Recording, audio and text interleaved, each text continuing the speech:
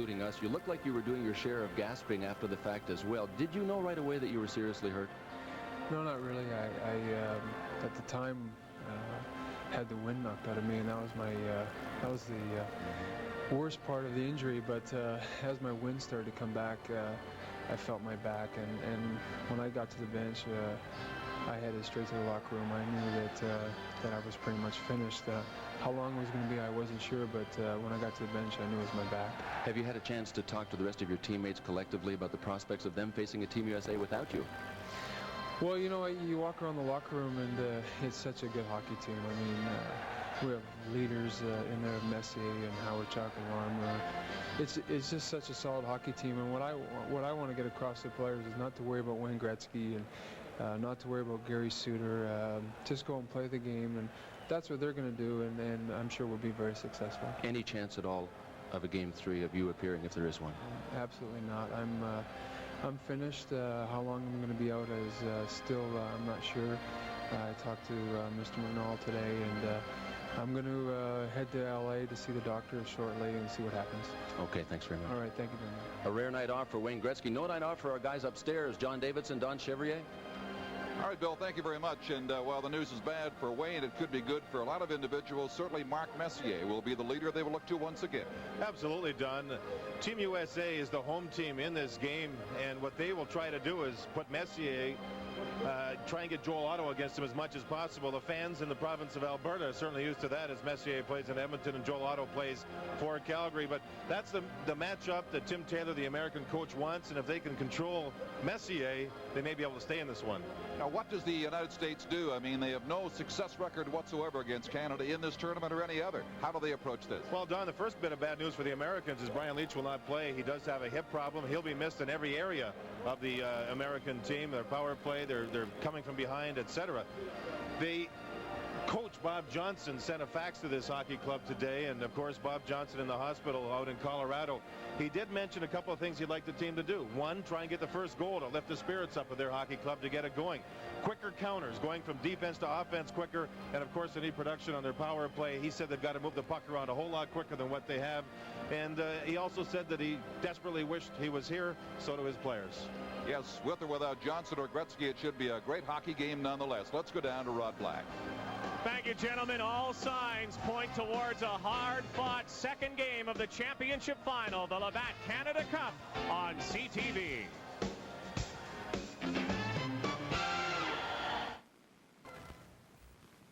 This is an invitation across the nation for dancing in the street. You're invited to Ford's factory authorized clearance, where Ford can offer its highest cash back of up to $2,000 on Ford trucks.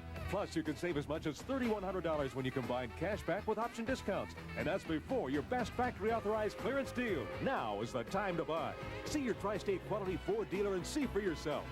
They're dancing in the street. Do you want to look your best from head to toe?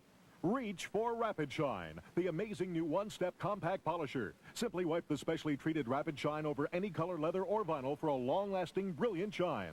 Rapid Shine is so easy. No rubbing, no rags, no liquids, no mess. Best of all, Rapid Shine is so compact, it fits in your pocket, purse, or glove compartment. Rapid Shine cleans, polishes, and enhances fine leather. Its special formula guards against water stains. One Rapid Shine lasts over 100 shines. You'll get not one, but 4 Rapid Shine polishers.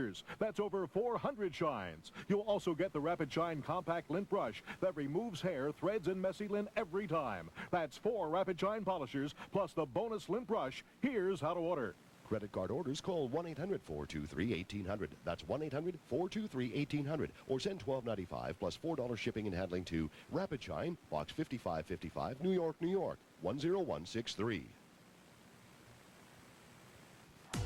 Stick with Sports Channel. We'll pump it up, but we won't blow your budget. This fall, we're jamming with the Nats NBA Rookie of the Year, Derek Coleman, and hometown hero, Kelly Anderson. The Isles and Devils kick it into high gear. Check them out. Seton Hall slams the Big East. There's exclusive MAC conference clashes, Metro College football, and likely numbers from the track. So pump it up this fall. Stick with Sports Channel. A lot to get excited about.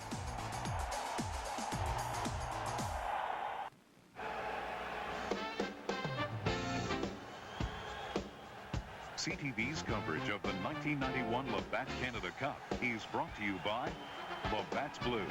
Now you're laughing. Boy, it's loud and it's proud in here tonight in Cox Coliseum. Game 2 between Canada and the United States. Let's join PA announcer Claude Mouton at ice level. Mesdames et messieurs, ladies and gentlemen, Team Canadian Tire represents Canadian Tire's commitment to actively support skills, development, participation, fair play, and fun for hockey players of all ages across Canada. And now, ladies and gentlemen, introducing the members of the official party for the ceremonial face-off. Mesdames et messieurs, les dignitaires pour la mise au jeu symbolique. Representing Team Canadian Tire Minor Hockey, our player is Jeffrey Webb of the Little NHL in Oshawa.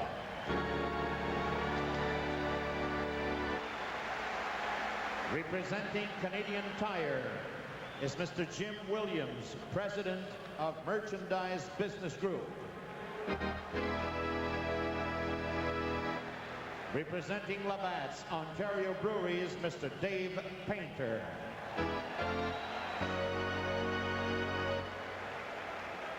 Also participating in tonight's ceremonies is the Canadian hockey legend. Nous avons encore une fois une légende du sport du hockey avec nous. One of the great goaltenders in the history of the NHL. 8 years with the Montreal Canadiens. Connie Smythe Trophy, 1971. Vainqueur du Trophée Calder en 1972. Étoile de la série URSS Canada en 1972. 5 times Vezina Trophy winner. 5 Stanley Cups. Member of the Hockey Hall of Fame. Let's welcome Ken Dryden.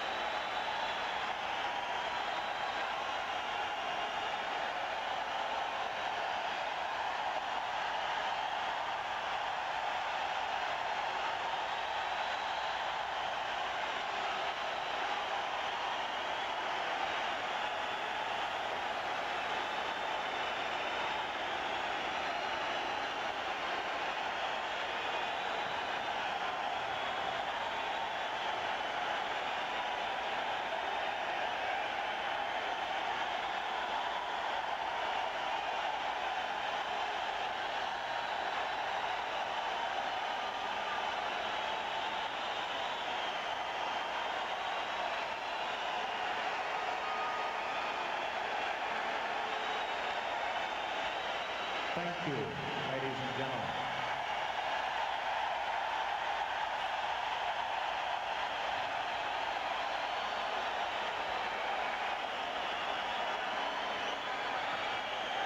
Ladies and gentlemen, would you please remain standing for the singing of the national anthems of the United States of America and Canada. To sing the anthem tonight, would you please welcome the star of the world's most popular musical, Les Miserables. In the leading role of Jean Valjean, let's welcome Mr. Michael Burgess.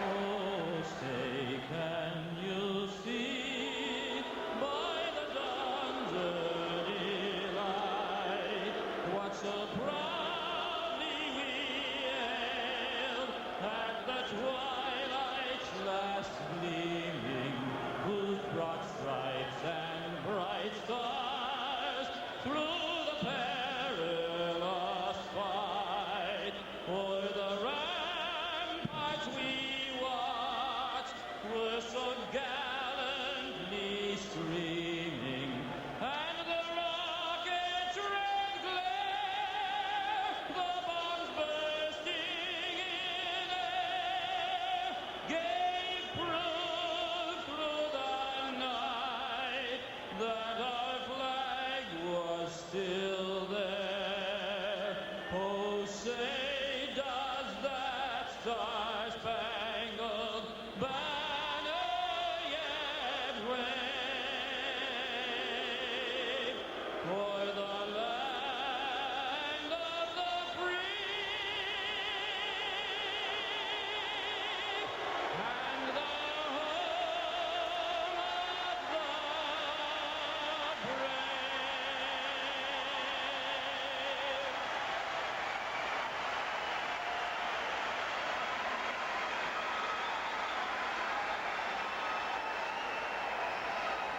Oh, Canada, our home and native land, through page with love in all our sons' command.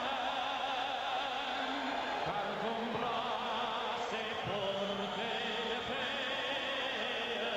il sait porter la croix. Ton histoire est une épopée des plus brillants exploits. God keep our land glorious and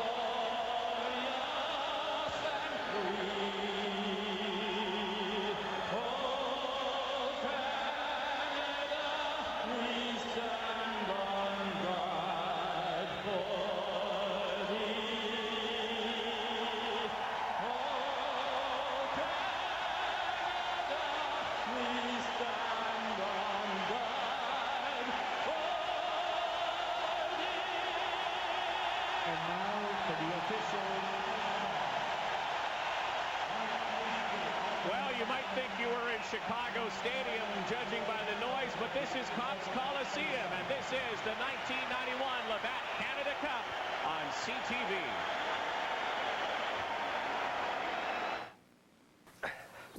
Honey, what are you doing? Building a stadium. What does it look like? Why? Do we need one? You know how much I love sports. I never miss a game. Read the paper. But I need more. With this stadium, I'll get the whole story. Now stand back. I'm ready to blast. Honey, wait. The guy on TV says you can get the inside story in the Sporting News. Guy on TV. That's right, Joe.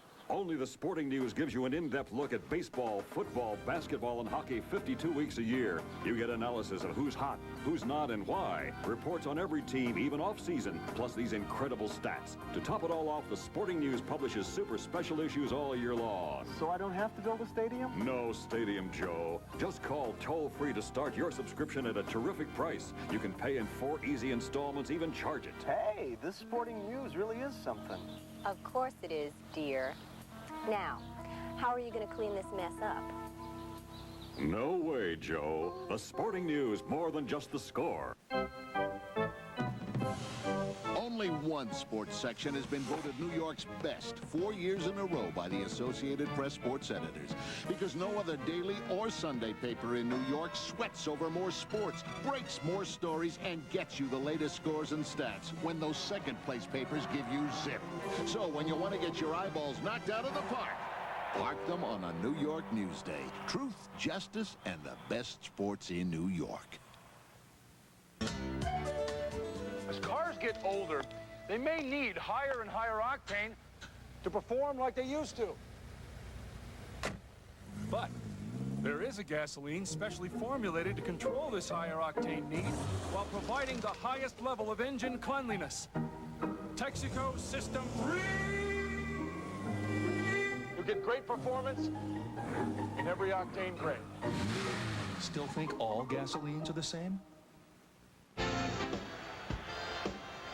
CTV's coverage of the 1991 Labatt Canada Cup is brought to you in part by your local bottlers of Coca-Cola Classic.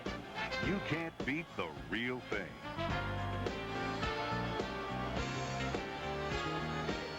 Bill Ranford, who's been so sensational for Team Canada as the automatic starter tonight, of course. Mike Richter at the other end has played strong goal, but gave up 4 in Game 1 of this best-of-3 final in the Montreal Forum. But for Paul Stewart to call maybe more penalties than we saw from Don Koharski in Montreal on Saturday night. Game 2 is underway. Suter, the boos will follow him around the Copps Coliseum. A marked man tonight, at least in the eyes of these fans. Messier on the ice, rink wide over to the far side for Team Canada. They failed to clear the zone. Now they get it back to the neutral zone. McInnes coming up with it, shooting it inside the blue line. Here's Shanahan, a shot. Richter stops that. Centering pass, picked up by Wood and cleared by the United States. Long shot by Wood. Ranford handles it off the backboards. Copied through Shanahan. Kept in at the point. Mullen digs it in front. Messier is there to play it in behind. It's left there. Roenick in front. Wood bangs away. Fleury can't clear. McInnes now comes in. Makes the check on Mullen. Chances at either end of the first minute of play. Wood going into the corner now. Smith beats him. It rolls to Ranford. Saved from McInnes. Long pass to Rick Tocchet. Dumps it off to big Eric Lindros. Lindros centering it out in front. Tocchet couldn't get it. And number 21, Tony Granato, is out at center ice. Oh, great hit. Great hit on number 38, Weinrich, by Lindros. Inside they go. Granato shoots, and that's turned aside by Ranford. Tocchet now. Weinrich hits him. Here comes Lindros with Corson 2-on-1. Lindros the pass. Oh, and it's just wide. Out in front. Tocchet couldn't get a good shot away. Bristling early action here in the opening period in Hamilton. Desjardins now for Tocchet. Off the boards, and Sutter will chase it in. Canada will make the change. 2 minutes gone. Exciting action in the second game of this series. It hops over the boards. They finally take a breath. 1 minute 59 seconds in. We've seen great action. A great hit by Lindros, who is going opposite Roenick. That was the job of Mark Messier in Game 1. Think about Lindros. The thunderous body checks are clean. That was a shoulder check. A great hit. A 2-on-1 here. The pass is too hard. Corson can't quite feel that Lindros pass as Lindros makes an impact during his first shift. Now, Don, Roenick's line was on the ice. The American coaching staff did not do anything to try and get that Roenick line away from Corson, Lindros, and Tocchet as a unit. Great action, and the other thing about it, great clean action through the first couple of minutes. Sutter will take the face-off against Pat LaFontaine. Bolannon forced back inside the line. Here's Johnson now getting it ahead for LaFontaine. Old check. LaFontaine into the corner, watched by Murphy. Good check by Larry Murphy in there. Messier double shifted early. He's on the ice. This is the third shift and the second one he's been on. On the left wing with Sutter and Graham. In front, bouncing puck. Rector just turned that aside. Graham takes a check from LaFontaine. Now Olannon's being bothered in there. Good forechecking by Team Canada, but the United States breaks out. Here's Hull across the blue line. Hull makes the pass, knocked down by Murphy. Back come the Canadians. Messier going in with Graham. He's stick-checked off to the sideboards by Chris Chelios. Olczyk, right wing pass. Back for Olczyk in front. He couldn't get a shot off. Clear in front of Ranford. He couldn't get the shot. 3 minutes gone now. Messier. Here's a pass in front. Howard-Check shooting. Rebound in front. Shanahan can't control it. Now McInnes will shoot. That's knocked back by the United States. Glove save off Christian by Ranford.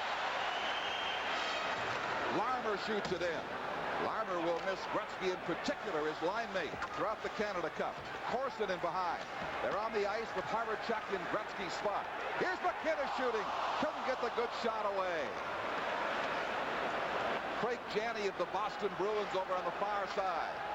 Great forechecking by Team Canada. Suter now tracks the booze. He manages to clear. In they come. Christian is trying to get loose to the right side. Miller battling on the boards, centering it out in front. Intercepted there by McInnes. No penalty call as the Canadian player Corson was taken down at center ice. Here's a chance for Miller. Blocked by the glove of goaltender Billy Ranford. What a pass by Weinrich. Done very little forechecking because the pace here is just too fast. Here's Otto from Miller. Ranford got the blocker up and sends it into the crowd. What a marvelous start to Game 2. This is the Labatt Canada Cup on CTV.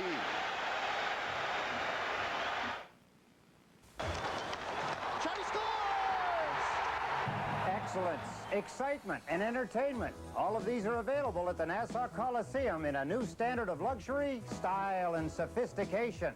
Add great sightlines and convenience to the mix, and you have a winning combination. Private executive suites, the perfect business entertainment vehicle. For the savvy businessman, these suites become an extension of your marketing efforts. As an 8-year-old, Bill Ranford led his team in scoring. He was a defenseman. Here he shows why he changed to become a goaltender. Watch the hands. A Kevin Miller slap shot. Ranford just cuts it right off, knocks the puck aside. Now watch the other hand go to work. A shot through a screen. The blocker save by Ranford. Quick hands shown early. In fact, quickness shown early by both goaltenders. The Joel Otto line is on the ice. He has got Joey Mullen and Doug Brown with him. Orlandon on the left point, Johnson on the right. Desjardins battles in the corner. Now from the far side of the ice, Steve Smith has it for Canada. Here's Corkle bouncing off his skates, a race to the corner. The goaltender Richter gets there first. Big Lindros going in, pounding Orlandon as he goes. 2-on-2, the United States endeavors to break back. That's broken up at center ice. Now Johnson. Across the line, quick to make the pass, put it right through Wood, and Lindros will clear for Canada. Icing is called against the Canadians. 4:46 into the first period. What action this has been. This is the Labatt Canada Cup on CTV.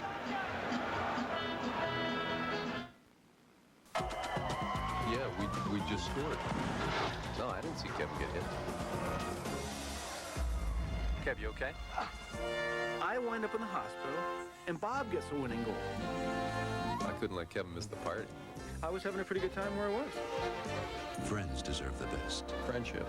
It's just being there. The crisp, clean taste of Canada's best beer, Labatt's Blue. I have to be flat on my back to get Bob to buy me a blue. Between friends, it's true blue. Labatt's Blue. Eric Lindros led Team Canada in Game 1 with body checks. Watch him here move in with another check.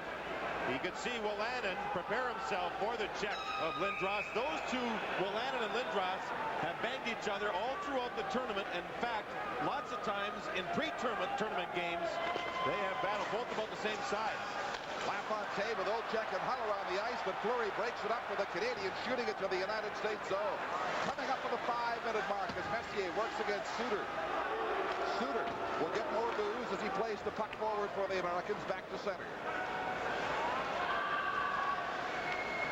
Through Fleury and Shanahan. Olczyk has it for the Americans. Past Hull. Ranford will steal that aside for Scott Stevens. He eludes the check from LaFontaine. Off the boards, but left in there. Chelios with a centering pass for LaFontaine. Couldn't find it. Now Brendan Shanahan. Long shot is wide of Richter's cage. Cleared by Suter.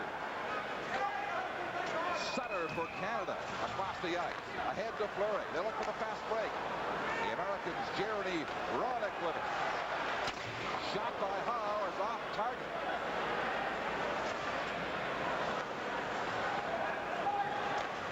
They shoot it down to the corner out of the near side. McInnes on the boards. Off Sutter. Now finally out. Tucker. Sutter. Off side at the American blue line, exactly 6 minutes in. Now, over the last 2 or 3 minutes here, the Canadian club having some problems getting the puck through the neutral zone. Paul Coffey's had a unique experience throughout these tournament games. He wears skates that are about 2 sizes smaller than his feet, and it's an ordeal to get his feet into the skates. Sometimes it'll take 20, 25 minutes before they finally fit in. Now, what he normally does during the season is he has an old pair of Jim Johnson skates, one of the American defensemen here, and he wears those in practice. So he doesn't have to go through the ordeal of getting his feet into these tight skates, but he forgot them at his cottage.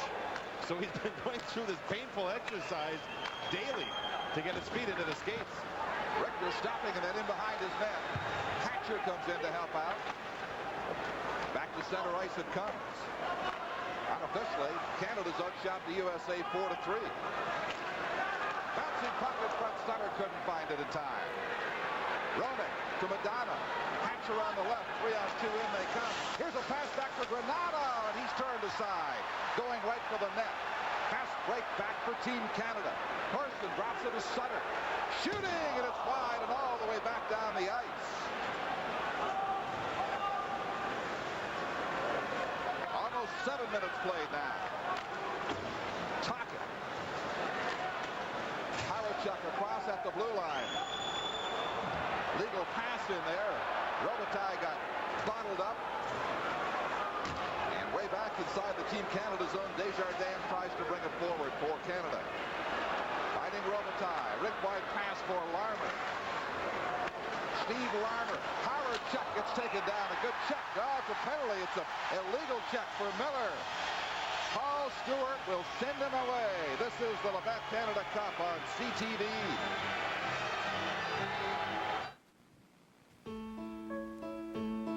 There are moments in baseball that transform awestruck children into lifelong fans. Did you fall in love with the Bums because your dad bled Dodger blue? Or was it Yankee pride that drew your allegiance? Whatever the reasons, baseball has given us memories we can all cherish. That's why Sports Channel is proud to share some of these classic moments this fall. Baseball's greatest games, coming in October on Sports Channel. 3 penalties here apart from Miller's penalty. They're offsetting penalties as well. Johnson was riding herd here on Luc Robitaille. Robitaille got upset, went back to Johnson after the whistle sounded for the penalty to Miller. This is Hawerchuk's turn. His stop and change of direction that draws that penalty. And Hawerchuk can do that as well as anybody in hockey today, and that draws penalties. Robitaille's lucky, though. He was upset with Johnson, and if Paul Stewart got a little bit grouchy, he could have evened things up. Team Canada fitness for roughing at 7 minutes 14 seconds.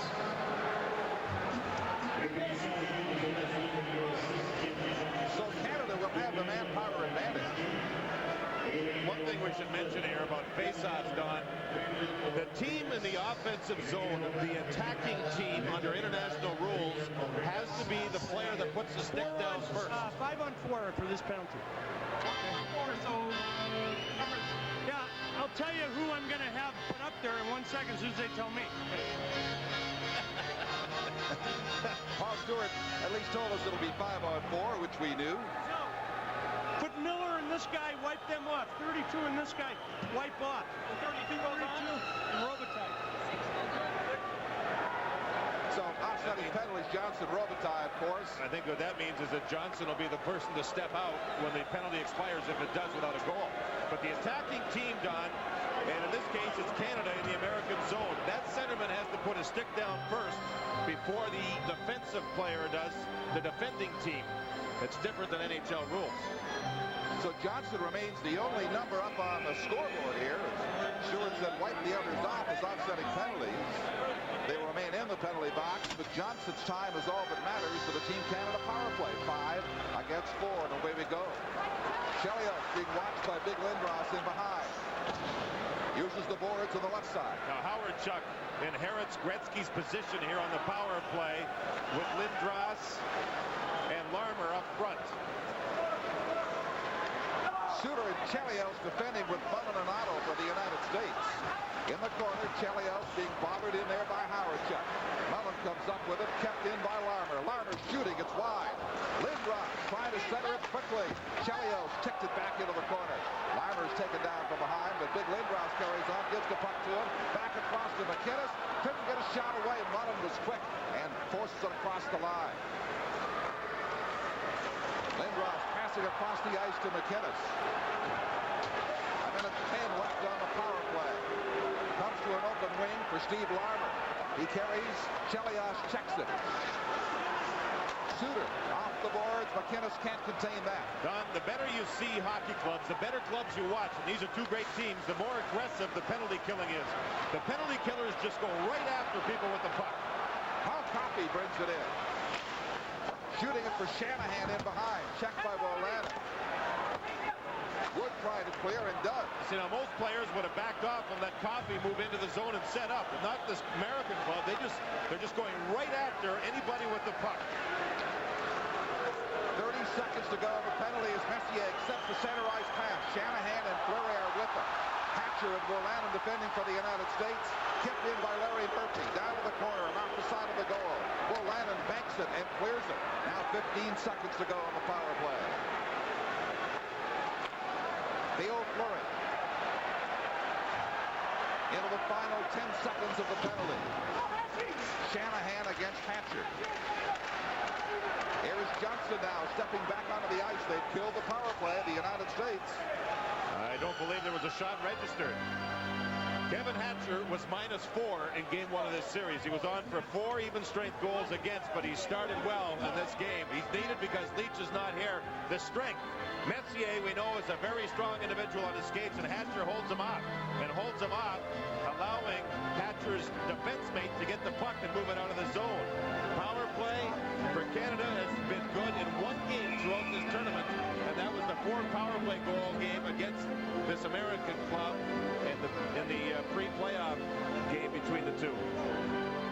The United States have been so vulnerable throughout the round-robin series and the playoffs on penalty killing, giving up 5 goals in 26 penalty killing situations, but they held Team Canada off well here in a critical one. Sutter dumping it in behind into the corner. Landon making a check in there. Now it comes free for Rick Tocchet. Corson, Sutter in behind.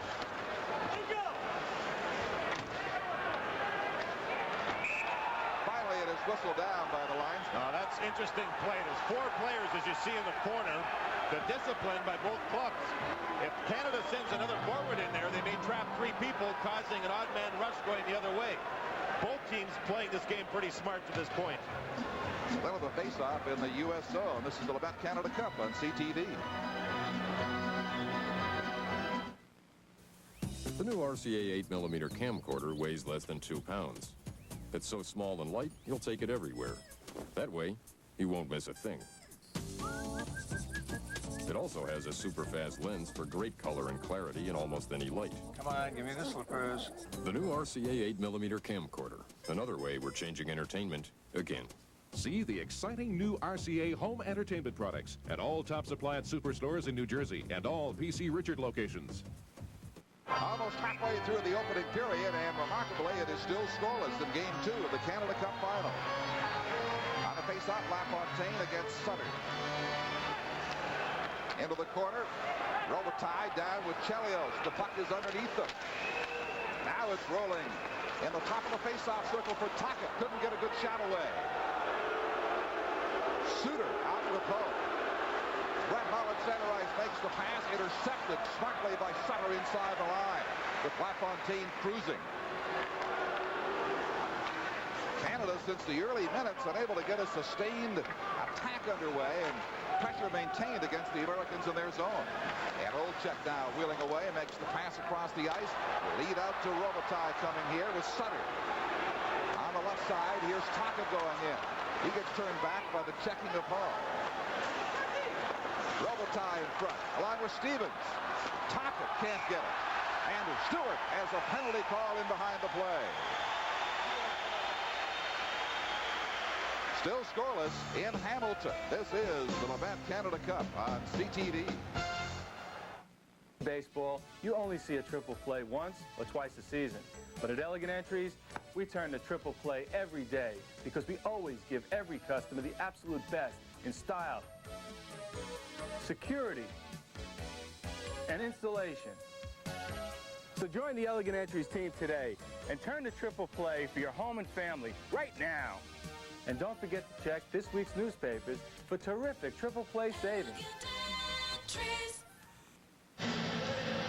Another power play chance for Canada. Olczyk gets a hook practice. Scott Stevens got into the offensive play. That's Scott Stevens on top of the goal crease, and as he goes back towards the puck, you see Eddie Olczyk pulling the legs out.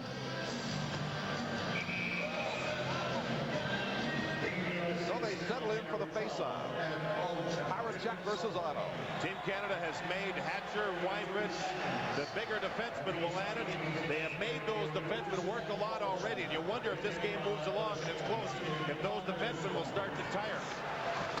McInnes can't trap it. You certainly get the feeling that the first goal these teams are hungering for will be very, very important. It's way more important for the American club than it is for the Canadian club. The Canadian club has got so much confidence, Don. They know that they can score. Horacek, right side, shooting. Richter up high, makes that save. Hatcher. Coffey can't hold it. Roenick with Otto, or Mullen it was, and they whistle it down for an offside. Dale Hawerchuk already, you can see, has a lot more responsibility in this game with Wayne Gretzky out because of the injury. Interesting to watch Dale Hawerchuk play over the years, read a lot about him, read a lot about people saying that he was this and that.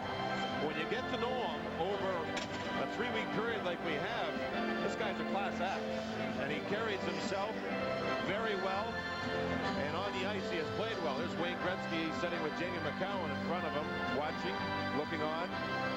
Jamie McCowan is not playing, as we know. He's not on the roster, but he's been with the team all the way through, Don. Since he wants to practice all the way through with the team so he can learn the tendency of the players, because he'll have to play against these players throughout the season. Smart. That's pretty smart. He was the final cut. Graham shooting it in. Coffey traps it over on the far side off the back of the American net.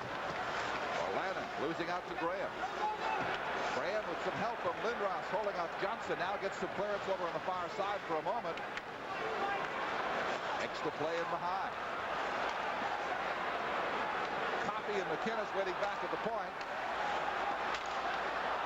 And the Americans there with a bad pass that hopped over Kortl, bringing out to center ice. Christian had it for a moment. Now here comes Team Canada, almost 12 minutes in. Pass to Kortl. Kortl as it gets all tangled up in the legs of the U.S. defender, and they clear. Chelios down the ice with it. Al McInnes. Rink-wide pass finally winds up on Messier's step for Robitaille, and it's offside. 7:55 to go in the first period. The Labatt's Blue Player of the Game for Team Canada receives the Canon Futura. Hold the future of photography in your hands. The sophisticated new approach in camera design combines a full range of auto operation features that ensure everyone will enjoy using the Futura. Canada still has 27 seconds left on their power play. Earlier, Lindros was the man parked in front of Mike Richter and Wolanin. We talked about that matchup. Look at Wolanin try and move the big Lindros out. They're both about the same size. And if Lindros ever signs in Quebec, they'd be teammates. Much to Wolanin's relief, I suspect. Down the ice for Ranford. Just 20 seconds left in the Olczyk penalty. Rather ineffective power play so far for the Canadians in this hockey game. Here's Shanahan set away. He's got Fleury with him inside the line. Ready to dump it off to Messier. Murphy down the corner. 5 seconds to go on the power play. Messier looking for someone to break to the net. Looks to make the play. Here's the shot from Murphy.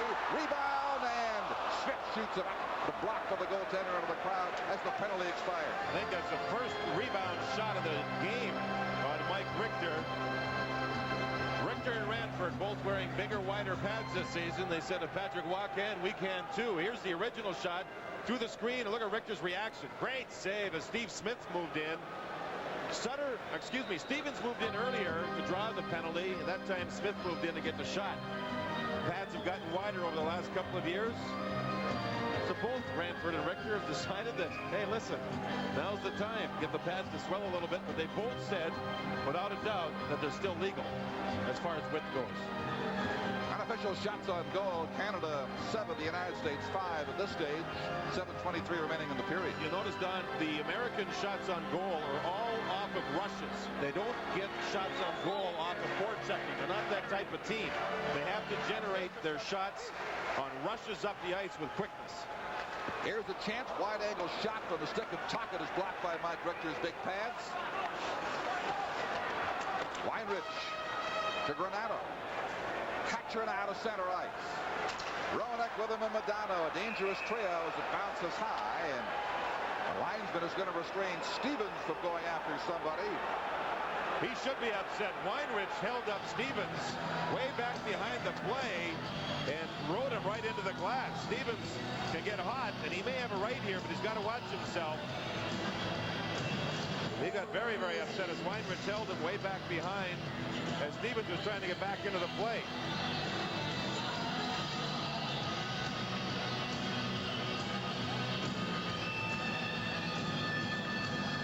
Stevens holds his cool. You'll see on the far side of the ice, Weinrich and Stevens, and watch Weinrich hold Stevens up. He'll ride him into the glass. That's absolute interference as you see the rush developing up the ice. Scott Stevens was behind the play, trying to get back, and Weinrich did everything illegal to hold him up. We mentioned how Paul Stewart is liable to call a lot. He's also liable not to call a lot. Scott Stevens, by the way, has not talked to his agent in 4 days, he said, and plans to go to St. Louis when this tournament is over and think about New Jersey. Janney wins the faceoff, and there's a block by Ranford of a wide-angle drive by Weinrich. Play continuing in behind the Team Canada zone. Steve Smith swooping down on the puck, now kicking it ahead to the center ice area and sending it on to the United States end of the Cox Coliseum. Fleury on the boards, tries to contain it, bowled over by Weinrich. Centering pass, Hatcher intercepts for the American. As American defense is playing the toughest I've seen them play in the tournament. Everybody's hitting amongst their defensemen. They have to stay alive. Miller against Desjardins. Fleury on the boards. Remember, two of the Americans played without the great Brian Leach of the New York Rangers. Messier going in, shooting, he scores! Canada scores first!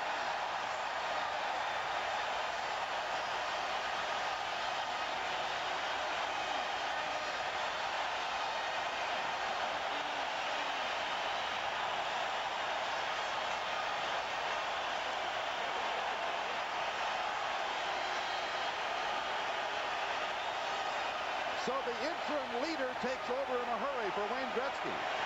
Mark Messier moves in. He backed the defense in, Don, so he took the wrist shot to the stick side. That shot may have been deflected off of the defenseman's stick, but Mark Messier, the unquestionable leader of this team right now, gives Team Canada the 1-0 lead. Now the American club were very upset with this play here. The stick by Desjardins gets Miller in the face. This was just prior to the Canadian club skating up the ice and Messier scoring. So the Americans are still appealing now to Paul Stewart on what they felt should have been a penalty. It was not. However, Messier providing leadership with that great speed through the neutral zone, back to the fence in, and beat Mike Richter.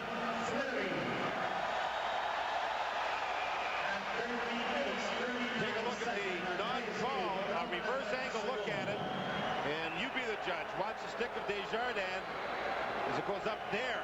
Ooh. And catches Kevin Miller. Moments after that, Messier scores, and Canada leads 1-0. Stewart did not see it, obviously. Fleury, the assist on the Messier goal. And the United States fails in its mission to score first tonight. Here's a shot. It gets right across the crease. The Canadians now will press for a wider lead. Bouncing puck is loose in the zone. Larmer shooting. He scores! 2-0.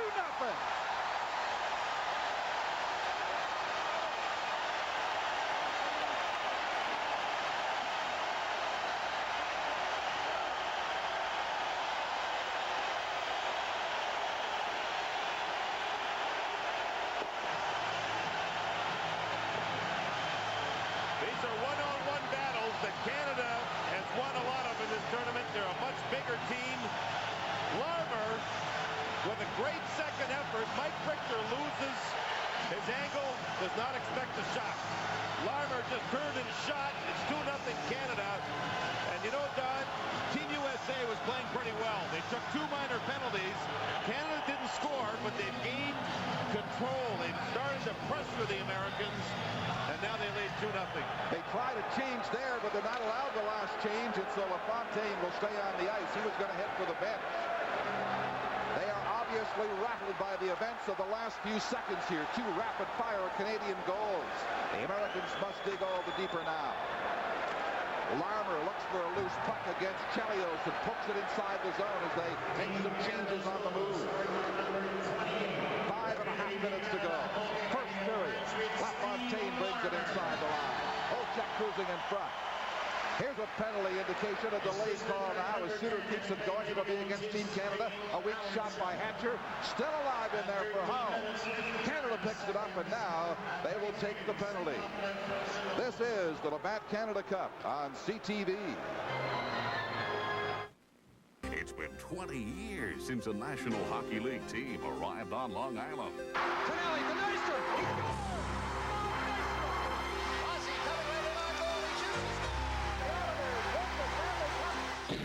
This year, join the Islanders for an anniversary party at the Nassau Coliseum. The Islanders' 20th anniversary season is a season to celebrate. For full and partial season ticket plan, call 1-800-88-2-ISLES. Steve Larmer has 5 goals in this tournament. His 5th one here gives Canada a 2-0 lead. Watch the goaltender's angle and Larmer's ability to keep his balance. Mike Richter lost the angle, not expecting the shot from Larmer. In front, Brent Sutter hauls down one of the American players, and Team USA gets their first power play of this game. It is called holding at 14:40. Through the legs of Suter down the ice. He tries to hold up Fleury going through his teammate with the Calgary Flames. Now they boost Suter, who brings it forward to center ice. Over skates it there for a moment and has to make a weak shot that goes nowhere. And it's golfed back by Smith. Chris Chelios called upon to be even stronger on defense now for the Americans, with Brian Leetch not playing tonight with a hip injury. Suter slides down the near boards, but again doesn't go far. John, you wonder if all the attention towards Suter, and Suter just slashed Fleury. Fleury took a dive to try and draw penalties. Stewart said no, but you wonder if what's been written and all the booing here, if it's affected Suter. He's not handling the puck at all well. Corson gets tangled up for checking with Suter. Now it's brought back by Chelios. Round the corner comes near side. Corkle off the boards and back out of the zone. A minute remaining in the Sutter penalty for holding. But Hull's got a chance now. Roenick trailing on the boards. Hull made a bad pass back to Roenick, who had no room to operate. It's cleared by Canada. I thought Brent Hull might shoot it there as Canada were caught making a change on the blue line. Here's Janny Weinrich. Relays it across on the right side. Hull chasing it down in the Canadian corner. McInnes goes in back to help out. Now Janny digs it free to Roenick. He turns. But a pass on the sideboards for Hull. Hull the playmaker, not the goal scorer so much in this tournament. Gets a chance now and shoots it wide. Great chance for Brett Hull right there. He just missed. Now Graham will feed it ahead for Corkle. McInnes on his left. 3-on-1. In they come. Corkle makes the pass to Graham a little behind him. Corkle carries on in the zone. Just seconds left in Sutter's penalty. Canada pressing in the U.S. zone with 5 seconds to go in the second. Janny tied up by Graham at center ice. Now the gate swings open. Sutter's back on the ice. Team Canada's at full strength. Canada continues with just powerful penalty killing as the Americans had difficulty getting themselves any opportunities at all. Ranford gloving a weak shot by LaFontaine to settle things down a bit here with a little over 3 minutes to go in the opening period. And Canada exploding for a 2-0 lead. Canada's been shorthanded now 39 times in the tournament. They've allowed 2 power play goals against. And they too played it in a very aggressive fashion. And Bill Ranford wasn't tested hardly at all. Brett Hull was the only player with the chance. Hull skated here through the slot, found a loose puck, and you see the shot go just wide on the low side to Bill Ranford's right. He had the pad extended, however, and had the area covered. Brantford, brilliant throughout the Canada Cup. Lindros and Otto will contest this face-off with 3:07 to go in the first period. Lindros wins that. Stevens works against Mullen. Now Murphy comes in to help out. He'll sweep it across to the near boards and back to the neutral zone. Wood plays it back to the Canadian end. This is Brendan Shanahan. Couldn't get it to Tocchet. Wood's there to intercept. Now it's back inside the U.S. blue line. For Lannon, off the boards to center for Janney. Shot back inside the line, and they stop the play right there. 2.5 minutes remaining in the first period. 2-0 Canada. This is the Labatt Canada Cup on CTV.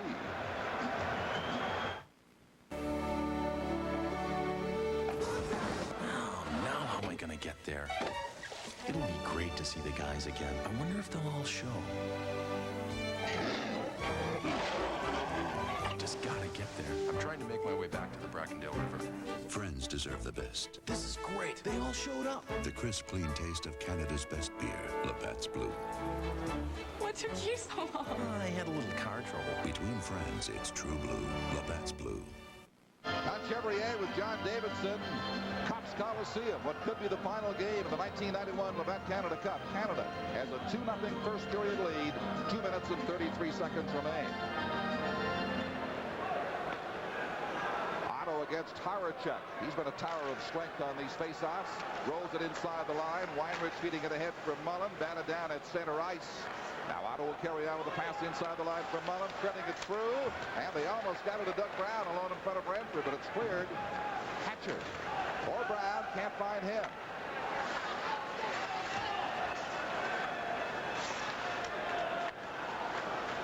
Team Canada bringing it back. Eric Desjardins to Larmer, tapped it ahead at center ice, left it there. Weinrich now shoots it to the Canadian blue line.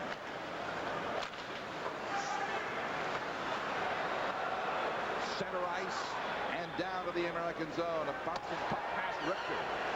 Canada changing as the puck is back in the neutral zone. Less than 2 minutes to go now. The tempo has slowed somewhat after that second Team Canada goal. The tempo was so quick, Don, you wonder if they could ever keep that up throughout a full period. Joel Otto looks like he's tiring just a little bit. He's such a good player and a great leader, as all Calgary Flame fans know. But the last shift he had was a very short one. It's been a long tournament for him. Here's a chance for Roenick inside the blue line. Modano trailing. He shoots short side. Save by Ranford. Coffey digs it back to the near side. 1:15 to go in the opening period. The American centered across the ice. Fleury is there first. Held in at the blue line by Chelios. Now Fleury. They can't bring it out. It finally comes clear on the right side for Fleury. Messier with him. Drops to Messier inside the line. A rig wide pass for Coffey. Looks in there. Here's the blast by Shanahan. Blocked high, bouncing inside the zone. Less than a minute to go in the opening period. Shanahan eludes an elbow going down there. Roughs up Chelios in the corner with Roenick and Fleury joining the party. And finally they stop it with 39 seconds in the period.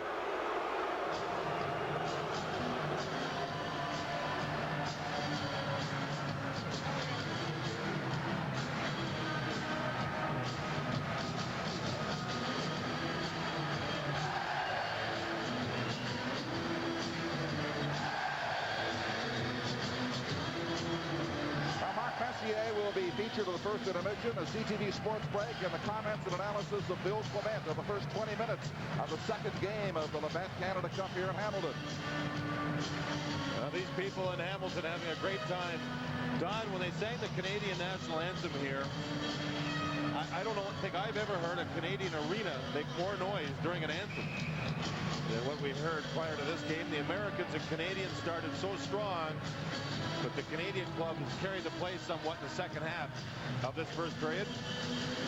There was a mixture of boos for the United States anthem, not against the country, but directed because Gary Suter happens to wear United States colors, having put Gretzky out of commission on Saturday. Would never get elected mayor of Hamilton tonight. Across the blue line, Shanahan dumps it to the corner. Less than 30 seconds remaining as the hitting resumes here. Here's a chance now. Oh, they almost got it across to Sutter. Just inches away from a great scoring chance. Tocchet brings it in. Shanahan blocked by Richter. Tocchet trying to find the rebound in behind. 10 seconds remaining. And the U.S. will just dribble it across the blue line. And that is going to do it for the first period in Hamilton. The United States failing to score first. Canada did and doubled that count for a 2-0 lead after one. Mark Messier provided leadership. The last shift of the period, Tocchet and Shanahan and Sutter provided some more leadership. They didn't score, but they banged and crashed. And the Canadian team has had a wearing effect on every team they played throughout this tournament as games have moved along. The Americans worked, but the Canadians just seem to have more depth. An interesting first period of hockey. 2-0 in Canada after one. What could be the final game of the Canada Cup. This is the Labatt Canada Cup here on CTV. The 1991 Canada Cup is brought to you in part by your Tri-State Ford dealers. Stop by your local Ford dealer today and see for yourself. Calling out around the world, are you ready for a brand new beat? It's clearance time, and your Tri-State quality Ford dealers slashing prices on all the 91s. So now's the best time to buy a new Ford Ranger. With all these features, you'd expect to pay over $12,000. But during clearance time, you can dance away with a new Ranger for just $92.37. Plus, with first-time buyers programs, save even more. It's your Tri-State quality Ford dealers factory authorized clearance. Dancing in the streets, yeah. Baseball has been around for over 150 years. That's why the Postal Service honored America's game with its very own stamp in 1939. And now you can honor past and present players with the official Major League Baseball postage stamps. These are genuine stamps featuring 80 of the greats in the game. Andre Dawson, Darryl Strawberry, Wade Boggs, along with 300-game winner Nolan Ryan. Catch all your favorite stars in this stunning baseball collector's edition, containing 80 official stamps. You also get this deluxe 64-page hardcover album that details the history of baseball. Regular price is normally $29.95, but this special offer is only $19.95 for the premier issue of Major League Baseball in stamps. With your credit card order of the baseball stamps for $19.95, you will be able to receive a set of 3 commemorative Desert Storm envelopes for an additional $10.50. For every Desert Storm order, $1 will be donated to the Red Cross. Call today, 1-800-733-9800. That's 1-800-733-9800. Imagine yourself in an emergency. Survival depends on fast treatment. Today, millions depend on Medic Alert. One call provides emergency teams with life-saving information. To learn more, ask your pharmacist or call 1-800-ID-ALERT.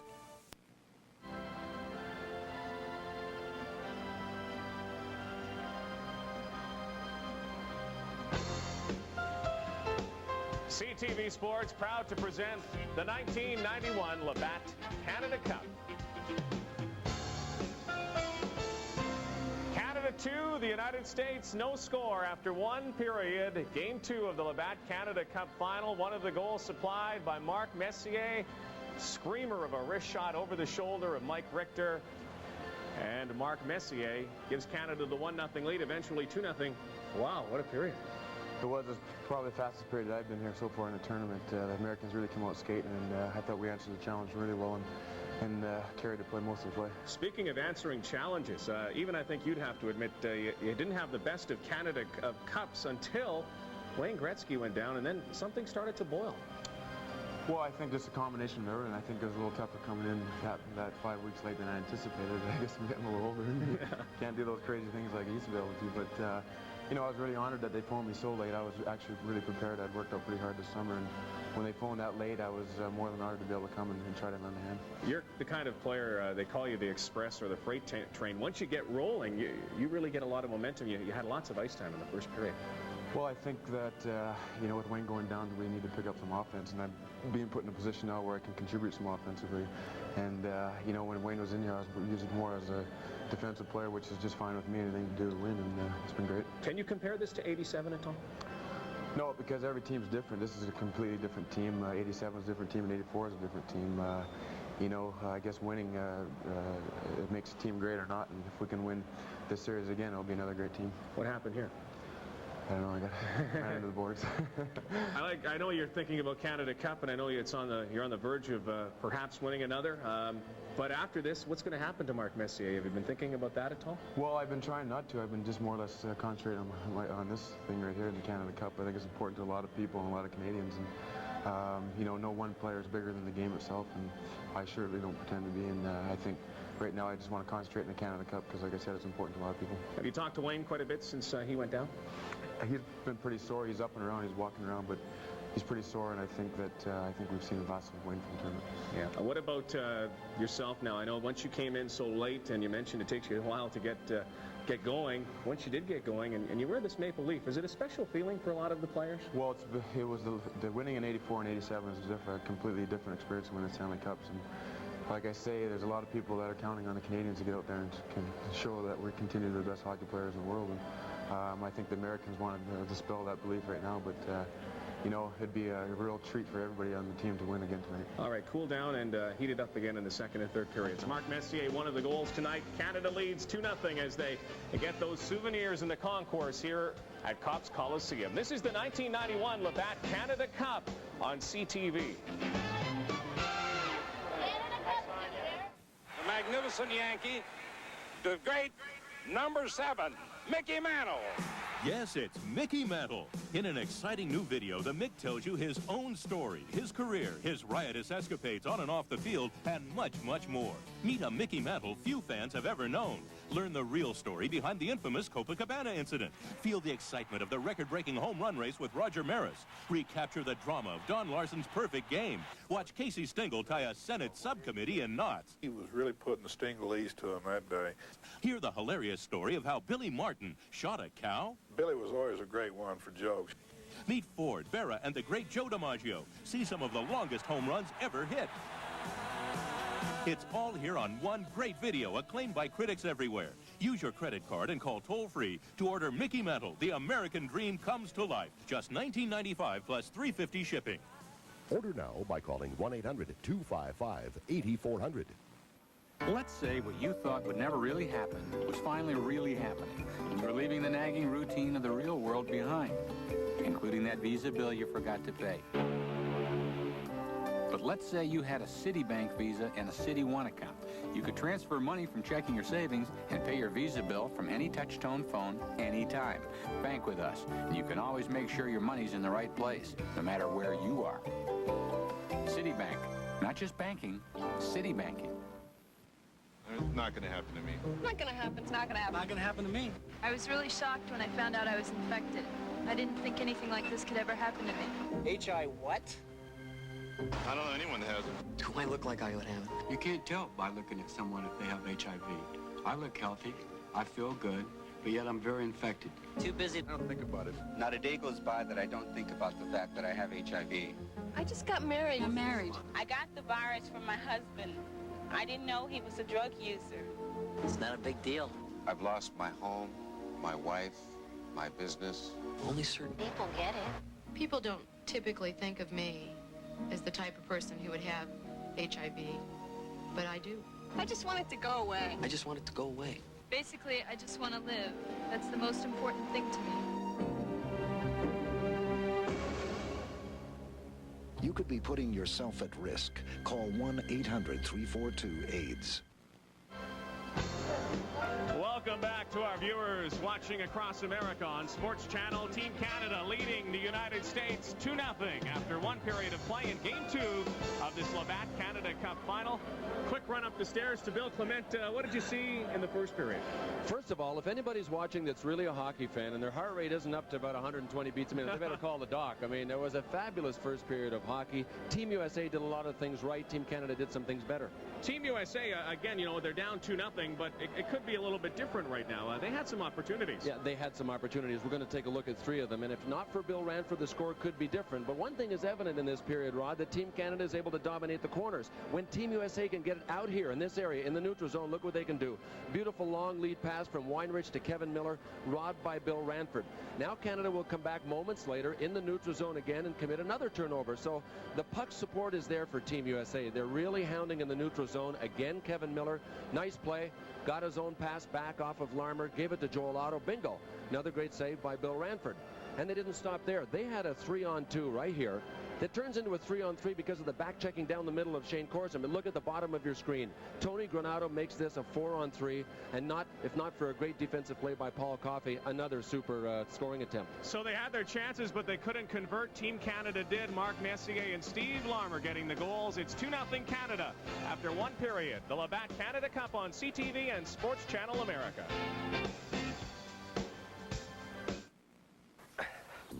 Honey, what are you doing? Building a stadium. What does it look like? Why? Do we need one? You know how much I love sports. I never miss a game. Read the paper. But I need more. With this stadium, I'll get the whole story. Now stand back. I'm ready to blast. Honey, wait. The guy on TV says you can get the inside story in the Sporting News. Guy on TV? That's right, Joe. Only the Sporting News gives you an in-depth look at baseball, football, basketball, and hockey 52 weeks a year. You get analysis of who's hot, who's not, and why. Reports on every team, even off-season, plus these incredible stats. To top it all off, the Sporting News publishes super special issues all year long. So I don't have to build a stadium? No stadium, Joe. Just call toll-free to start your subscription at a terrific price. You can pay in 4 easy installments, even charge it. Hey, this Sporting News really is something. Of course it is, dear. Now, how are you going to clean this mess up? No way, Joe. The Sporting News, more than just the score. Finding writers to join the best news sports section in New York hasn't been easy. Most triples in a season, New York Mets. And Mookie Wilson. First draft choice for the Knicks in '67. Walt Frazier. Most shutouts, New York Yankees. Whitey Ford. How far down the left field line in Wrigley Field? 350 feet. 355. Get out of here. The bigger, bolder sports section of the Times. Every day, everything New York, everything sports. Now, in the New York Times. Wednesday on Sports Channel, the New York Mets return home to Shea for a slugfest with hitting Naturals Ryne Sandberg, Mark Grace, and the Chicago Cubs. The Mets versus the Cubs, live Wednesday at 7:30, exclusively on Sports Channel. Last season's #1 rookie, plus the #2 draft pick, equals Derek and Kenny this fall on Sports Channel. Welcome back to Cobb's Coliseum. Wayne Gretzky, the injured one, signing autographs from a horde of young fans here at Cobb's Coliseum. And he's the #1 autograph signer tonight. The #2 autograph signer sitting next to me, Bill Clement, signing all of his cards tonight. There is one of them from a couple of years ago, at least. That was my finest Jeremiah Johnson impression, actually. That was from years ago in Atlanta. Grizzly Adams, I think. There it you was. go. Speaking of Grizzlies, lots of hitting going on in that first period. Well-paced action end to end. And a lot of scoring opportunities. A lot of scoring opportunities, Rod, but I think it was evident the point that we tried to make before this series began, Team Canada versus Team USA, and that is that Team Canada's forwards are bigger and stronger. Team Canada was able to apply a far greater continuous attack forechecking in the corners because of their superior strength and size, and it's obvious to me that Team USA has to play this game in the middle of the ice. They can't win it along the boards or in the corners. Team Canada came out buoyed by the emotion of the fans here. What a loud building this is, and Eric Lindros came out hitting, and he came out flying too, and they had a good chance early. I thought he was wonderful, even on this play when he created the 2-on-1, and it takes a while to shape up. Rick Taka was involved with it, and there's the mistake. Eric Weinrich pinched up, and he really didn't see the flow coming to him. He shouldn't have pinched up. If Shane Corson stops this pass right there, instead of trying to redirect it, I think that was the mistake. Shane Corson didn't stop it before he redirected it. Beautiful pass by Lindros. Mark Messier, I mean, this guy is like the raging bull when he gets a hold of the puck and when he is on a mission, and he is obviously on one now. He seems to sense, doesn't he, when it's time for him to take over. And here he was looking to pass. Mark Messier, of all of the players on the ice, I think would rather pass than shoot. He's got a stick that's got a very pronounced hook right at the toe, so he's able to hold it right out there and then snap it at the last second. That's what he did there. He's able to get his shot away very quickly because of that hook that he has. One of the unsung heroes, I think, of this Canada Cup for Team Canada has been Steve Larmer. Oh, Steve Larmer is fabulous. It's wild that he hasn't been involved in every Canada Cup because he's such a fabulous player, but he does things so quietly. 2 mistakes here, interestingly enough, one by Gary Suter there at the end, and then the 2 Blackhawks lock up. Chelios and Larmer, a spinorama move. Mike Richter really gave him a little too much room on the short side on that one, but a really persistent Team Canada. The teams are coming on the ice behind us. Team Canada will arrive shortly. There they are now. The flags are waving. The crowd's really into this, Billy, and it's going to be awfully tough for Team USA to turn the tide. I think they will have to do it on the strength of their power play, Rod. Really, they're having such a tough time along the boards. I think Team Canada will try and take away the middle of the ice, and if Team USA doesn't capitalize on their power plays, it'll be over. All right, Bill Clement, thanks. We'll talk to you in the second period. The summary for the first period: Mark Messier with the first goal, his second of the series. Theoren Fleury with the assist at 13:39. 20 seconds later, Steve Larmer the goal. Team Canada outshooting the Americans 10-6. They hold a 2-0 lead heading into period number 2.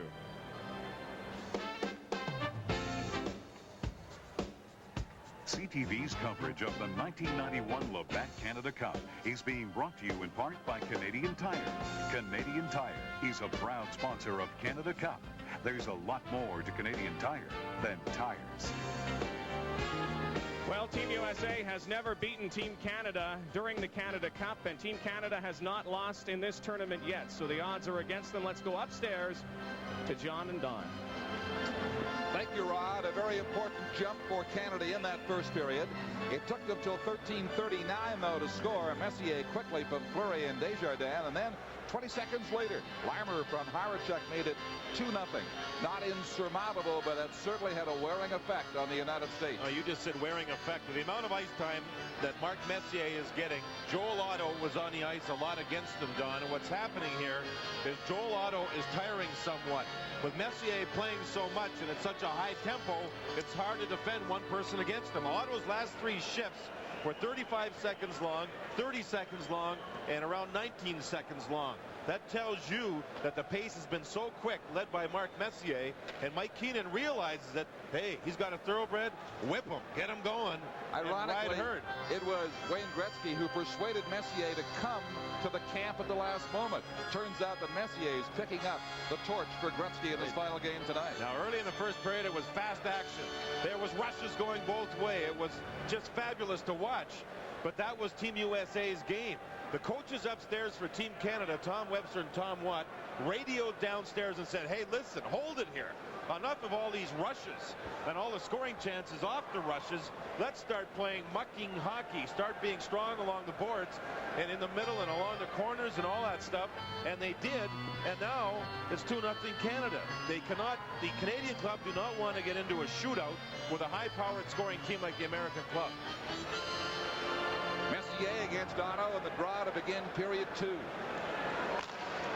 Otto digs it back to suit around the defense. Chelios a little careless there. Messier ready to pounce on that. Canada wins control with McInnes driving it in. Around to the near corner for Brendan Shanahan. Comes away from Chelios and a glove save by Richter. The first test of the second period. That's for Shanahan now. 4 shots on goal in this game. He hit 3 shots in period 1.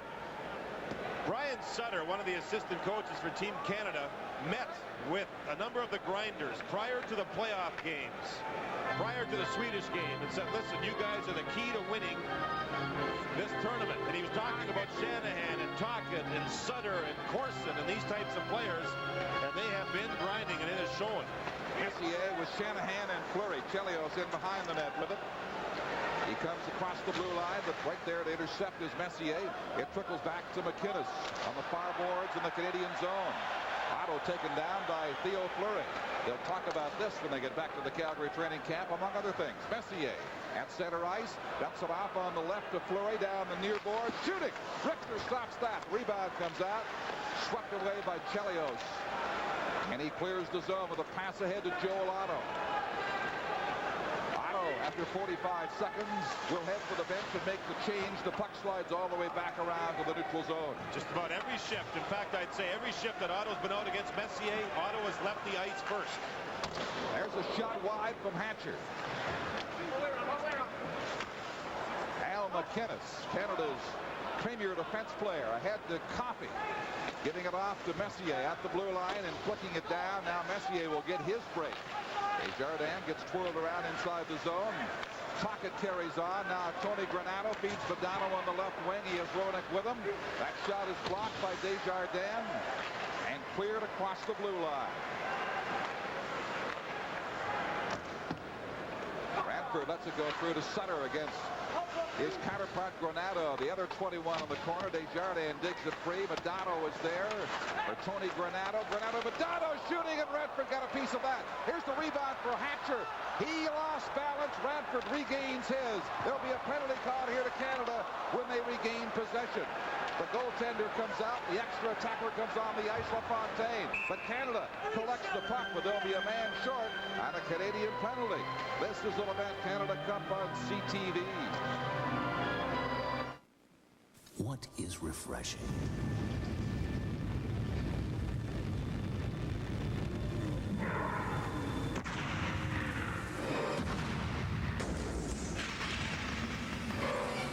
It's the taste.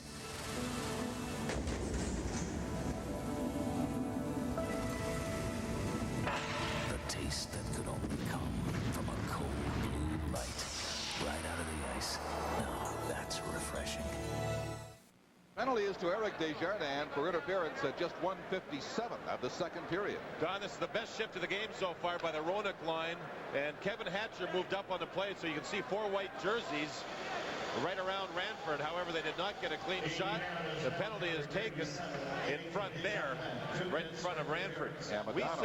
We said in game 1 that the power play is the key for Team USA if they're to get involved in winning this thing. And so far it has sputtered. The penalty killing for Team Canada has been aggressive. It's been strong in front. The puck pursuit has been very good. You can't say a bad thing about it. LaFontaine, Hull, and Olczyk with Suter and Chelios. That's the power play for the United States. Harachuk is out there, along with Tenorti getting a shift. And Scott Stevens. Here's Hull shooting. Blocked by Bill Ranford. Still loose in the corner. Chelios takes a bump into the boards there. But solid check, but they keep it in play. Wide of Ranford's net. Larner will use the boards to feed Harachuk. He gets a break. Harachuk going in. Harachuk gets turned around and can't get a shot off. A minute and 22 remaining in the penalty as LaFontaine accepts the pass. Feeds Olczyk. Centers it across. Hull shooting, and a great stop by Ranford there. Now Chelios. Feeding it across to Suter. Dribbles it in front for LaFontaine. He steered it wide. Good pressure by the United States for the first time in a long, long while this power play. A minute to go in the penalty. Suter shooting. Blocked in front. Chelios can't get a shot away. Great work by Canada in that tight box in front to block these United States scoring attempts. Centering pass from Olczyk goes through the crease. Corto can't get it away from LaFontaine. Here's Suter, deflected for Olczyk in front. Stevens clears it down the ice. 40 seconds to go in the penalty. Both teams will change. The U.S. with perhaps their best chances of the night to get back in the game right there. Chris Chelios just missed the pass to Modano, which would have sent him in on a breakaway. But with the missed pass, it becomes icy against Team USA. Scott Stevens, always noted as a tremendous penalty killer because of his strength, because of his ability to hit people. Here Mike Keenan looks like he's trying to settle down the penalty killers. Stevens moves across. The Pat LaFontaine takes the shoulder. Oh, baby, did he get nailed. The box for Canada, you can either call it the square box or if they try to play the diamond. But they spread out somewhat and they get lost. Watch how they get lost. Running around, they're being aggressive. And now there's no such thing as a box. You can see 4 players right across the goal line. And the Americans moved the puck around for the first time on their power play in 2 games, and it looked better. Coffey shooting it behind the net. Wolanin brings it forward for the U.S. with 24 seconds remaining in the sentence to Eric Desjardins. Modano playing it for Jeremy Roenick. Back to Mike Modano. Hatcher keeps it in. Bouncing puck. Modano in front. They score! Jeremy Roenick scores for the United States. 12 seconds to go on the penalty. It's 2-1. The first power play goal for Team USA in this Canada Cup final. Now Jeremy Roenick's line drew the penalty to Desjardins, and Jeremy Roenick is a key part of this power play goal. It's quick puck movement again. Miller and Roenick have the puck on the near side, or pardon me, Modano, and Modano with a pass across to Roenick. This Team USA, John, during this power play, not standing around, it's constant movement, and they got Team Canada moving around. And they didn't know where the players were. They were darting in and out, in and out. Finally completed a couple of passes, and we have a 2-1 game. Suddenly we're there, boys. Suddenly we're there. Coming up on 4 minutes, Smith had to be careful there in front. Larner gets a chance against Wolanin. Larner going in. He shoots. That's blocked by Richter. And Richter will kneel down and stop the play. A 2-1 hockey game. Canada leads. This is the Labatt Canada Cup on CTV.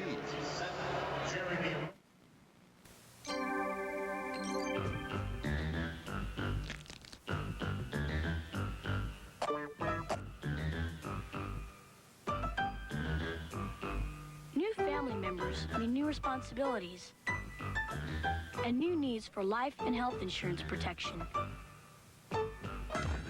Why not drop in on your MetLife representative to help you figure out what's right for you and your family? Get Met. It pays. Jeremy Roenick from Modano and Miller. The combination on the goal for the United States. Great pass through the seam by Modano to Roenick. Roenick had 94 points last year playing in Chicago, and he plays a lot bigger than his 170 pounds. Janney against Harachuck. Harachuck kicks that to the United States corner. A suddenly revitalized American team is drawn within one here at a game they must win to survive in the Labatt Canada Cup. Janney circling, now will back out to center ice with a pass. Desjardins intercepts. It is on the stick of Shane Corson. Larner trying to get in front, following as he slides to the net, and they knock it loose. And a collision there with Craig Wolanin. Wolanin holding up Larmer as Larmer was driving to the net.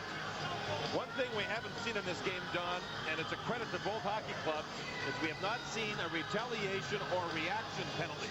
And in a game of this magnitude, tempers, keeping them in check, becomes very, very, very important. Mike Keenan's club's got to realize now that all of a sudden this American power play starts to look pretty good. The Roenick line starts to look pretty good. So they've got to find a way to counter that. Even though Canada's got some great goaltending from Ranford, he is not invincible. And we found that out as the power play did penetrate for the first American goal a few seconds ago. Little things become big things. Face-offs become important. Every face-off.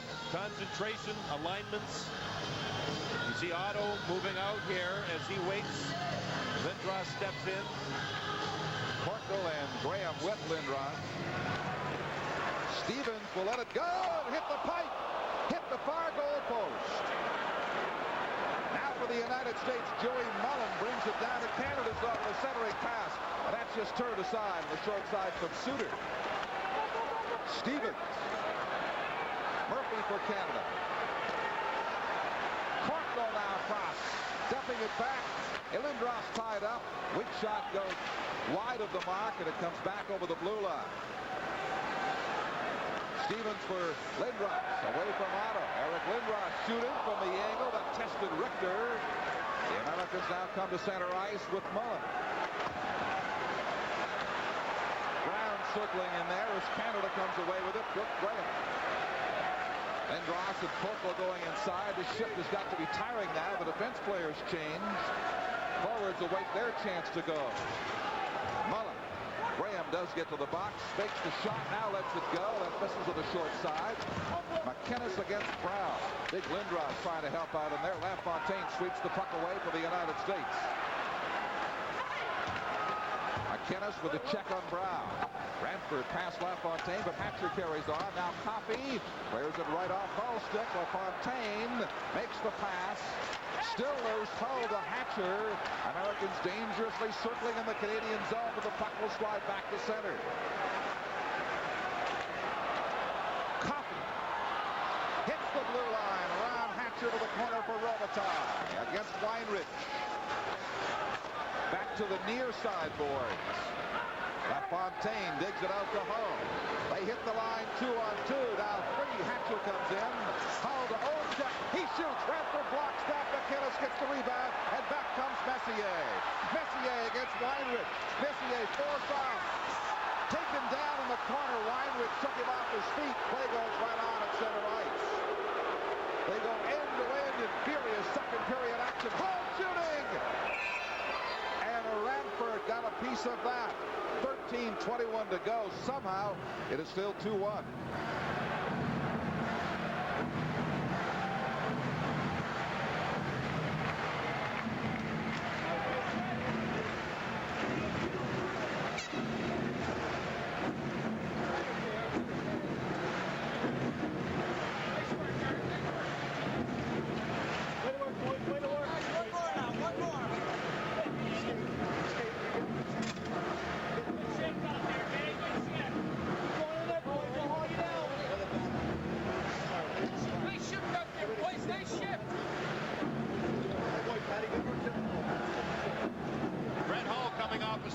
Shift. He'll set up Olczyk. Watch Olczyk pay for the shot on goal. There's the shot, and boom, does he get nailed by Steve Smith. In a game like this, after a person takes a shot, you love to nail him, and Steve Smith certainly did that. Messier against Roenick on the faceoff. Roenick has the only American goal. Couldn't get it to Granato long enough for a shot. Now Johnson back to his own zone. Now, this is the best I've seen Brett Hull have his legs moving in a game in this tournament. He's starting to fly. Now Granato with McDonald going in, and Ranford got the stick on that. Granato taken off the puck by Desjardins. Plays it weakly beside the goal. Ranford blocks it. Desjardins around to the far side. Off the boards, back to the neutral zone. Just about every rush by the Americans, they're crisscrossing. The centerman's going to a wing. The wing's going over to the other side. This would make Herbie Brooks proud watching this. All the coming back, and the checkers, the defending team, it makes it tough for them to pick up the right people when they come into that zone. Bad pass results in icing and a face-off in the Team Canada zone. 12:45 to go in the second period.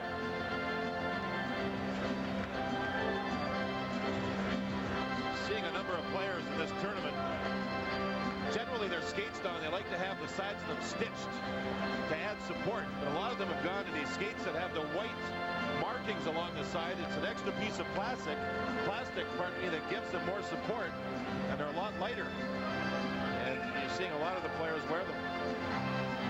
Janney versus Howardchuk on the faceoff for Ranford's left. Stevens in the corner. For Murphy. Relays it off the boards ahead at center ice. Here's a long shot to the corner by Larmer. Loose in front. Larmer circling. That's cleared back through Miller at center ice.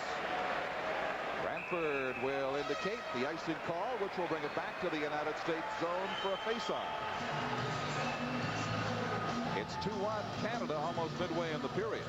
The Bats Blue player of the game for Team USA will be awarded a unique Inuit sculpture courtesy of Canadian Tire. Canadian Tire supports skills development, participation, fair play, and fun in communities right across Canada. The spirit of hockey. Team Canadian Tire.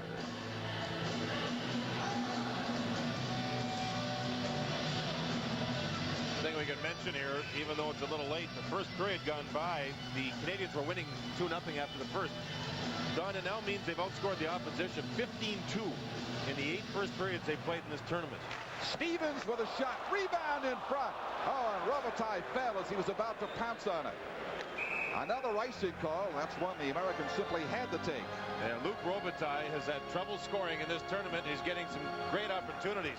The Canadians have had a couple of scoring chances directly off of face-offs in this second period. Again, it's a Scott Stevens shot that has Mike Richter fooled somewhat, but you see Robitaille having trouble getting to the rebound. Stevens earlier in the period hit the goal post off a face-off from the same dot that last face-off was taken. Mike Richter had a bad shoulder last year. He spent a lot of the offseason, Don, rehabbing that shoulder at Cornell University with Ray Borelli working on it, plus in Greenwich, Connecticut with Scott Gelbs. A lot of work, and Richter says his shoulder is stronger now than it was all last season, and he's ready for the upcoming year. Messier takes the face-off. Harachuk is on his left. Larmer is out on the ice with them as they battle for control in behind. Joe Mullen for the United States flicks it ahead to center ice. Murphy had to get back to prevent the fast break from Wood. Now Messier back to the United States zone. Larmer trying to get in position out in front. Messier plays it across. Shot by Larmer is deflected into the corner quite harmlessly. Now Otto fails to clear. Chelios will do that with a pass across the ice to Suter. Wood shot blocked by Bill Ranford's pass. About 11 and a half minutes to go in the second period. 2-1 for Team Canada. The Americans with the only goal of this period. That for Messier from Harachuk. And he'll simply bat it back to the corner on a line change by Canada. Here's a chance for Tocchet. He missed the short side of the slap shot. Batted back to the blue line of Canada where LaFontaine hovers and wins the puck. He's alone. Now Hatcher comes in to help him. The Americans changing as they move along the ice. Sutter over on the far side for Tocchet with Graham to pass to Graham. He's tied up. Somehow the puck stayed out. It looked like on the momentum the puck and Graham and everybody might roll on in. Tocchet should have shot the puck. He was on his forehand. He gave it to Graham on the backhand. Still 2-1. This is the Labatt Canada Cup from Hamilton on CTV. I have to cancel. I keep canceling. I have to cancel. Why do you keep putting it off? Mother, I'm not. GE's breast cancer detection system. I keep meaning to. Did you go? I'm too busy. It can detect tumors too tiny to be felt. It's such a busy week. I'm going to go next week. I can't find the time. I just haven't had time. When? It can help increase the survival rate to 91%. I'll go when I have the time. Next week. Oh, I can't next week. Don't As stop. soon as I can find the time, I'll go. But there's one thing GE can't do. We can't make you go. It's nothing to worry about. I just couldn't go. The Canadian club moved into the offensive zone. You'll see Sutter move it nicely here. Tocchet's got to shoot. He's in a shooting position right there. He gives it to Graham, who's on his backhand. Weinrich drags him down as Graham was driving to the net. But that was the tough play for Dirk Graham to get any type of shot at all.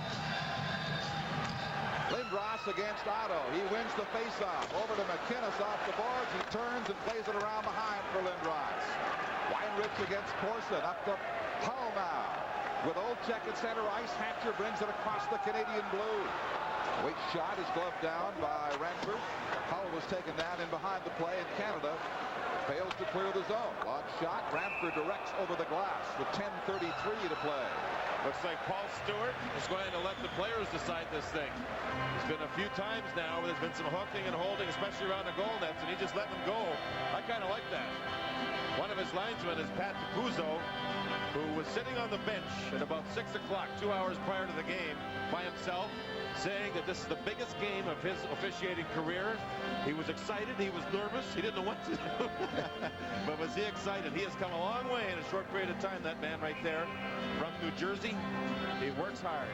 He and Stewart represent the United States. Gerard Gauthier, the other linesman, represents Canada in the officiating corps tonight. Roenick with Granato and Modano for the Americans. Sutter winning the face-off back to Steve Smith. From one knee, he'll play it ahead to Graham.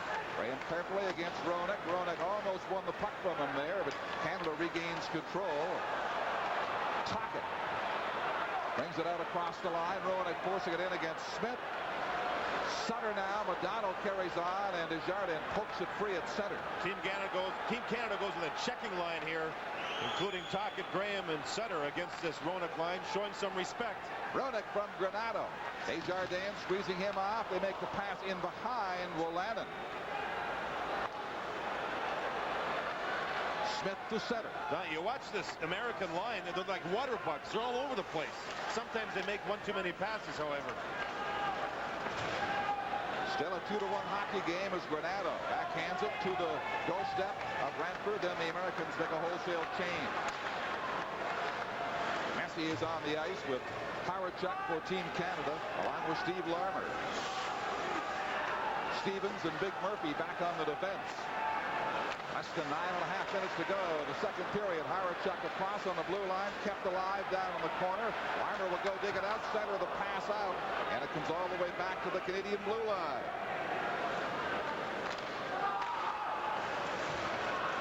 Larmer is checked at center by Miller. Miller has got Dave Christian with him.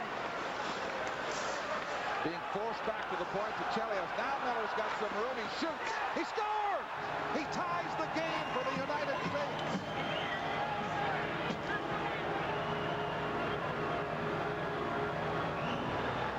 Team Canada gets caught watching the man with a puck, and once the man gives up the puck, it's a problem. Kevin Miller with another neutral zone turnover skates the puck into the zone, and watch him move across and take his time, not panic.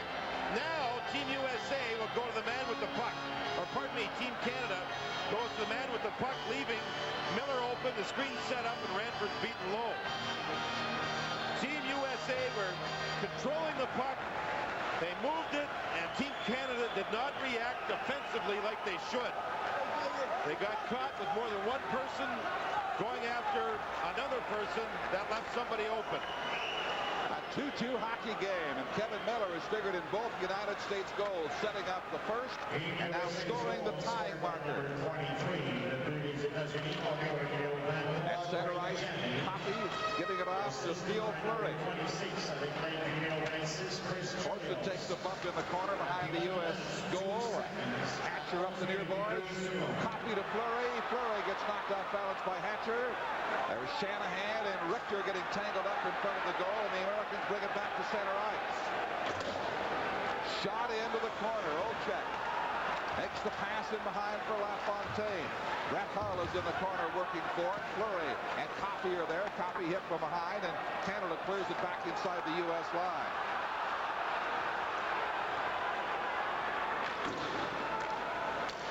At center ice, Hatcher. Kevin Hatcher to the blue line.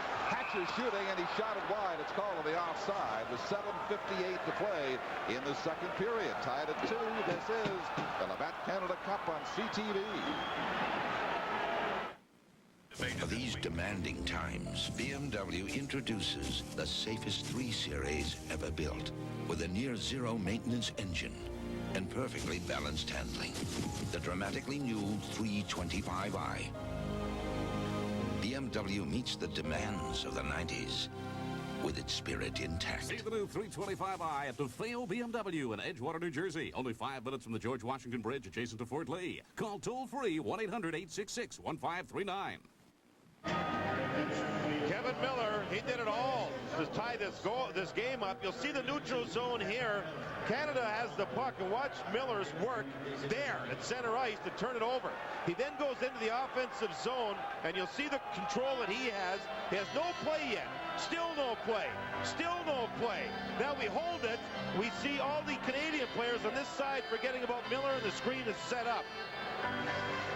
Not smart defensive play by Canada. Miller's tenaciousness in the neutral zone, and then the smarts with the puck tied the game up. Lindros, Courtnall, Robitaille up front. The auto line with Mullen and Wood for the United States. Doug Brown it is the left side now as Smith in behind the goal will use the boards to get the puck to Courtnall. He can't make the pass. Brown in there. Otto will help out. Now Courtnall. Lindros coming forward along with him. And Robitaille inside the line, they bring it. Robitaille behind, leaving it. Lindros sends it to the crease. Johnson picks it up for the Americans. Kept in by Robitaille. Courtnall shooting, that's wide. Lindros to Courtnall down in the near corner. Bumped by Mullen there. Out it comes, back for Courtnall. He backhands one wide. About 7 minutes to play in the second period, tied at 2. Iced by the Americans, who made a remarkable comeback here in Hamilton tonight. This is the Labatt Canada Cup on CTV. The new RCA 8mm camcorder weighs less than 2 pounds. It's so small and light, you'll take it everywhere. That way, you won't miss a thing. It also has a super fast lens for great color and clarity in almost any light. Come on, give me the slippers. The new RCA 8mm camcorder. Another way we're changing entertainment again. See the exciting new RCA home entertainment products at all Tops Appliance superstores in New Jersey and all P.C. Richard locations. Should Team USA be able to win this game tonight? A final Game 3 will be played Wednesday night here in Copps Coliseum. We will have it live at 7:30. Game 3 of the Labatt Canada Cup, if necessary. Sutter digs in against Badano. Puck is loose. Roenick recovering for the United States. Out over the line and quickly shot back in by the red-shirted Canadian. Less than 7 minutes to play. Roenick. Granato. Tenorti taken down back of the play. Graham can't contain his man. Sharp angle shot is blocked by Ranford. Badano with Granato cruising in front. This line is starting to give Canada fits. Roenick, Granato, Modano. Mark Tenorti took a run at Roenick, and watch him. And Tenorti's the player that went down and lost his helmet. And the Team USA club just kept right on moving. And again, you have to continue to say it, Don.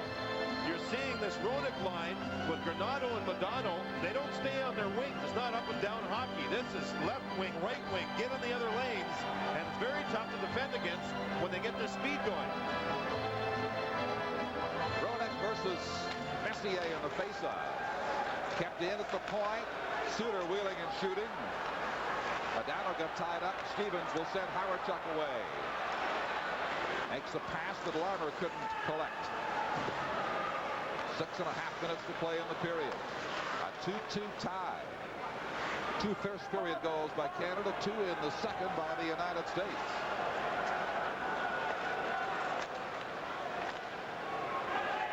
Larmer deflects it down, and icing is called against Canada.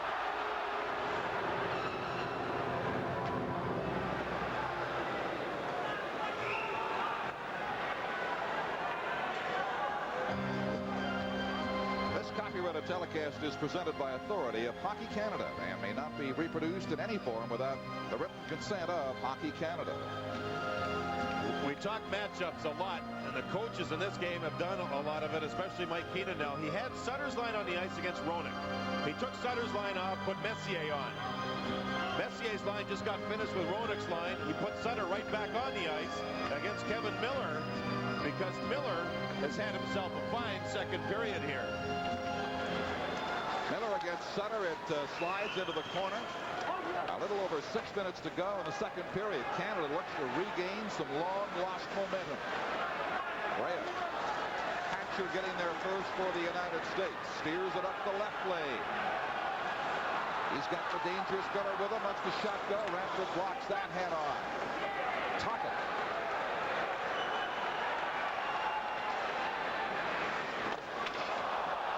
Taken down by Weinrich inside the blue line. Americans trying to clear. Miller with Christian. Miller going in. Just down in time before the shot, and Ranford picks it up and gloves it. Miller with a great scoring chance there. This whole thing started with another big hit by Weinrich. The American defense have hit a lot in this game, way more than they have previously in this tournament. There's Weinrich with a hit on Tocchet, and that was away from the puck. And then Kevin Miller moves up the other side. I've seen him use this move a lot. Inside in the spinorama. But he just lost control and balance as you see Paul Coffey move across to break up the play. Kevin Miller has had success in the National Hockey League scoring goals on exactly that same move.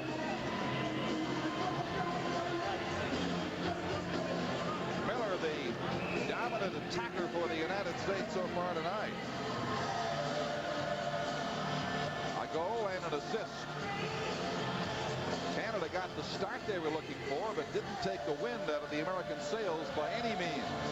5:27 to go in the second period. LaFontaine on the face-off. It is shot to the corner. Desjardins for Smith. Back to Desjardins. He will come around to the near side, being watched by Olczyk for checking for the Americans. Canada having more difficulty getting out than they did in the first period. And now it is fed on the left side to Corson. Corson back to Portno into Smith. Rebound in front. Lindros kicks away at it. There's going to be a penalty here. Desjardins shooting, and it's gloved by Richter. So Canada will get the power play chance in a moment. This is the Labatt Canada Cup on CTV.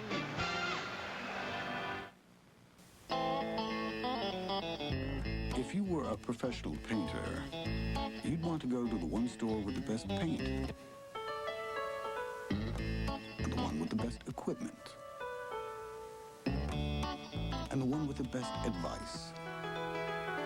Which is why, if you really were a professional painter, you'd want to go to just one store, Sherwin-Williams. The pros know. Ask Sherwin-Williams. It's a holding penalty to Pat LaFontaine, enabling Canada to use the power play. Well, for Canada, they finally got a defenseman into the rush. Russ Courtnall with a marvelous pass here through to Steve Smith. That set up the offensive play. And you see Lindros, he would have had himself a shot on goal if Patty LaFontaine had not held his hockey stick. So now it's power play time for Canada, who's had trouble sustaining offense here in the second period. A critical power play opportunity with 5:01 to play in the second period. Hockey sweeping it back to his point man McInnes. Over on the far side for Larmer. Big Lindros circling in front. Blocked. Into the corner by Richter. McInnes.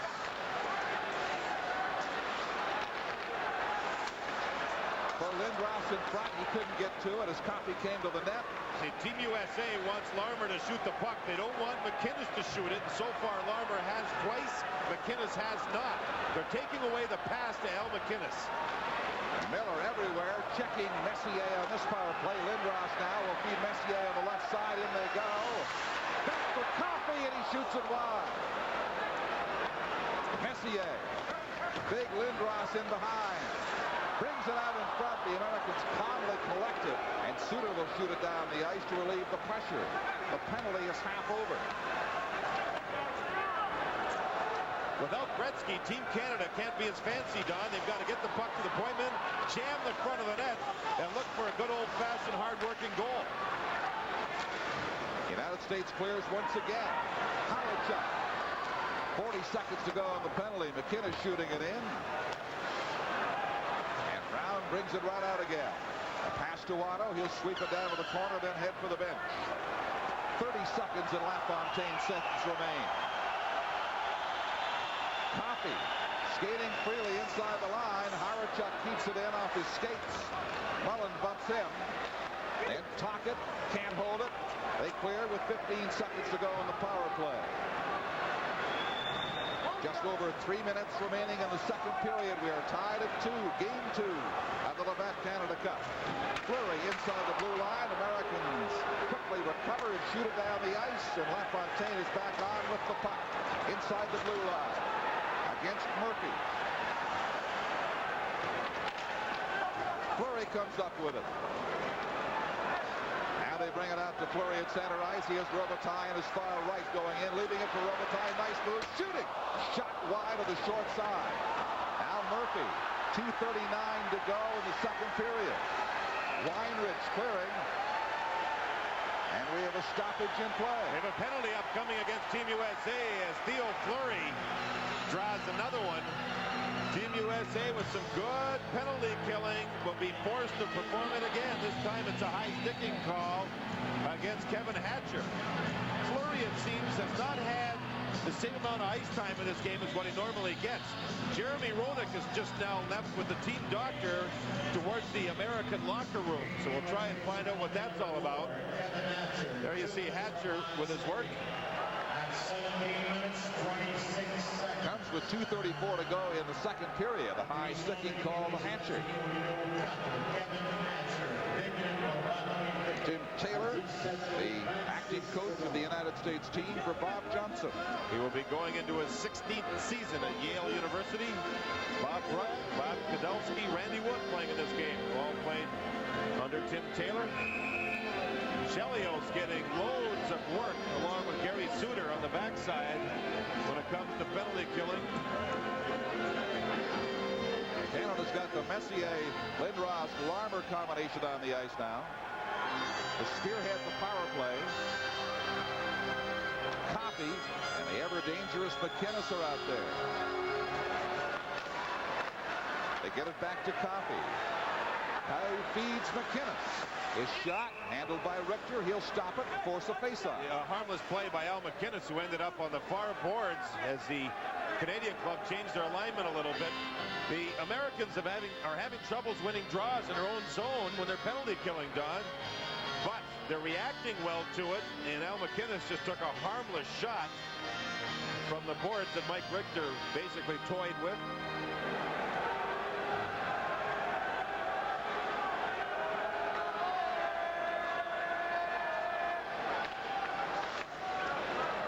Dug back for McInnes. Larmer, McInnes feeding Lindros over on the far side, sweeping it to Messier in behind. Now Messier plays it across. Here's the shot. Light blink, but it never did go in. It was off the mesh. Larmer, McInnes.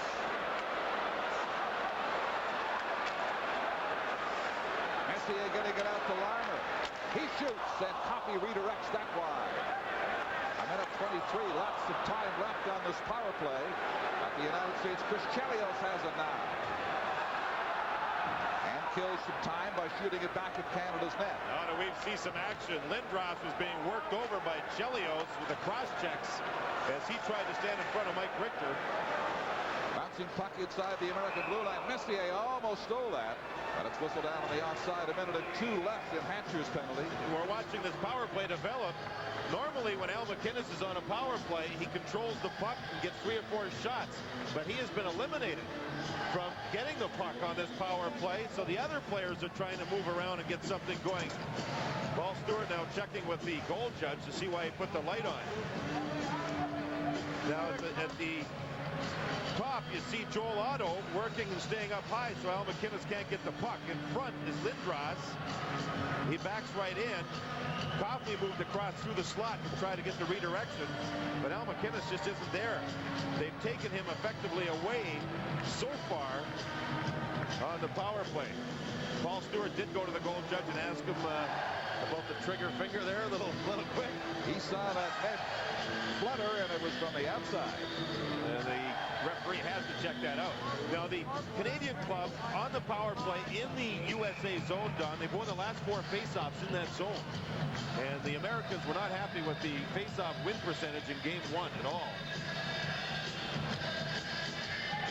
Miller, the dominant player for the United States tonight, winning that faceoff, and they shoot it down the ice. 55 seconds to go in the penalty to Kevin Hatcher. A minute and 25 left in the second period. A 2-2 tie as Robitaille sends Howardchuk inside the line.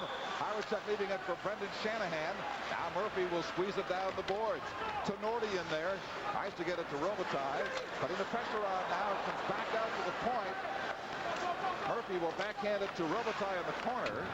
Robitaille again with 30 seconds to go on the power play. In behind the net. Slides out in front, and here is Murphy passing it. The quick relay doesn't work. The final minute of the second period's underway. Murphy across the ice for Tenorti, and it is cleared by Weinrich as the net comes loose. Net was knocked off the mooring as Howardchuk and Jimmy Johnson got involved.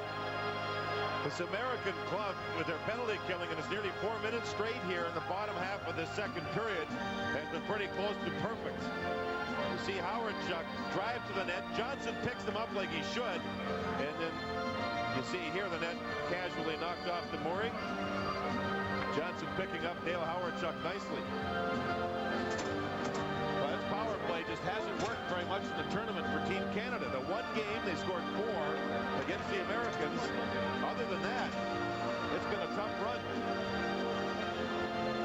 Messier has shown good leadership tonight. Howardchuk on occasion has too, but really, no one has really been able to, and you wouldn't expect they could, pick up the void left and fill it in, left by Wayne Gretzky. He means so much to the power play and the penalty killing opportunities. While they've had their chances tonight, it's a disorganized power play without him for the most part. 17 seconds left in this opportunity and 51 seconds in the period.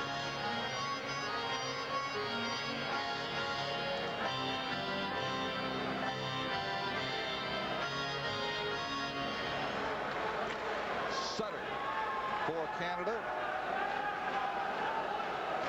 Against Otto. Here's Graham digging it free. Over to Smith, they send it. Desjardins over on the right point. The Sutter goes to the corner with it. In behind the net. And Paul Stewart stops the play right there. The face-off coming outside the blue line. The puck on the back of the net, so I think it went off of Graham, the Canadian winger, so the puck does come outside. That was another example, Don, of Joel Otto is seeing so much ice time that to me he looks like he's wearing somewhat. He lost another face-off in the zone, that time to Brent Sutter. This guy gives every ounce of energy he has when he plays the game. But when you see him lose face-offs like he has, you begin to wonder, does that mean his timing's getting off a little bit because he's beginning to get worn down a little bit? Well, if he's wearing down, if Roenick hasn't been out there for a while, and if Leach isn't playing, I'll tell you, they're doing a remarkable job, this American team. I haven't seen the American defense in this tournament play like they have here. They have been tough, they have been mean, and they've given up very little. Hatcher comes back on the ice. They've defended another penalty-killing situation beautifully. 29 seconds now as the icing will bring the face-off back to Richter's right. This was an American team that came into a game not willing to give up the Canada Cup dream, and even falling behind 2-0 in the first period didn't dissuade them. They battled back with heart here in the second. It's a credit to their talents, absolutely, for sure. And you see here in the second period, they're certainly not afraid of icing the puck, slowing things down, and the Canadians have been unable to sustain that strong forecheck that they've become known for in this tournament. Joel Otto comes right back on for another face-off. Against Messier.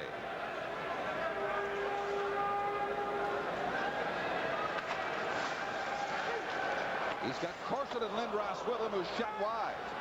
Now Modano, 22 seconds to go. A pass to Granato, who backhands it down to the Canadian corner. Desjardins gets there first. Modano was watching him. Lindros clears it over the blue line. A dozen seconds remain now in the second period. Stevens into the neutral zone.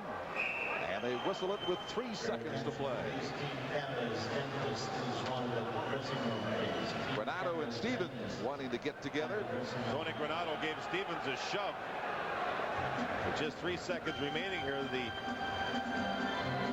linesman would love for everything just to settle down and get out of here.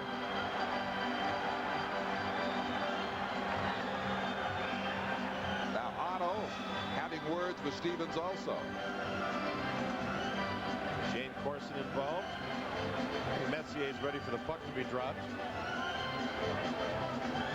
Tell you, Don, going into the third period, or going into this intermission, first of all, Team USA has to be worried about what the problem is with Jeremy Roenick. And the other thing is, I don't think coaching becomes involved now very much. These players know exactly what's at stake, and they'll just prepare themselves for what should be a fabulous third period. It's been an outstanding hockey game so far. Tied at 2 in the Labatt Canada Cup, far from being settled for 1991. And there go the final 3 seconds of the second period that saw the United States come back on goals by Roenick and Miller and tie this game at 2.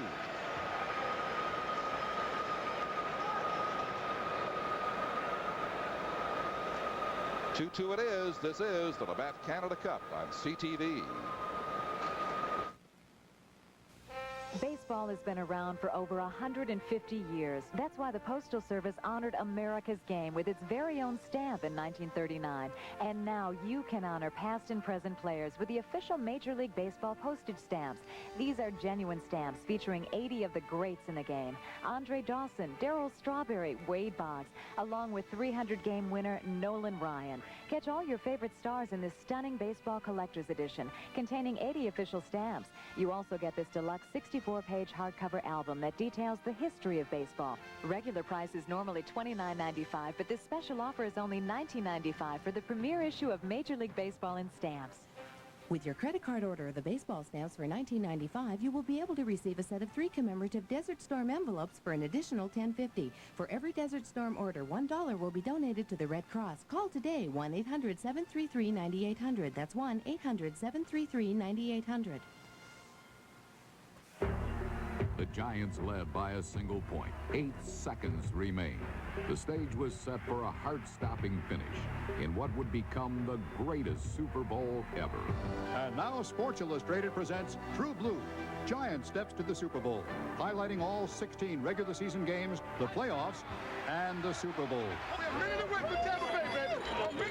This new video is free with your paid subscription to America's #1 sports magazine.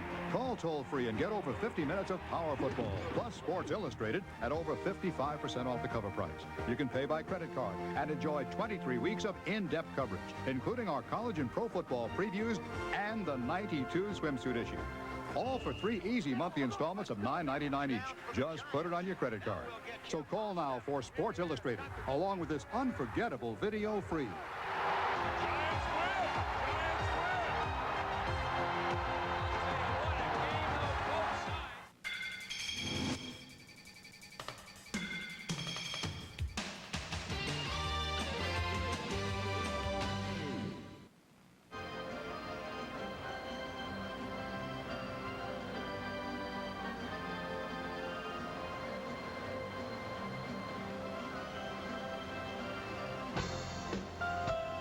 CTV Sports proud to present the 1991 Labatt Canada Cup. And it is 2-2 after 2 here in Game 2 of the Canada Cup Final. 2 of the key players off ice in the world of hockey, Mr. Gunther Savetsky, the president of the International Ice Hockey Federation, and Mr. Alan Eagleson, the chairman of the Labatt Canada Cup, have joined us now. First of all, Mr. Savetsky, good to see you up and around. We understand you were a little sick for a while, but it's nice to see you here tonight. You have a special presentation. Yes, I have a special presentation for our member, Alan Eagleson. He has organized all the years this exciting tournament, and we find it is time that we honor him for this, what he has done for Canadian ice hockey and for world ice hockey. Therefore, I have with me a special certification of honor, and it is said it is awarded the IHF Gold Medal in recognition of his outstanding contribution to the ice hockey sport and his excellent cooperation with the International Ice Hockey Federation.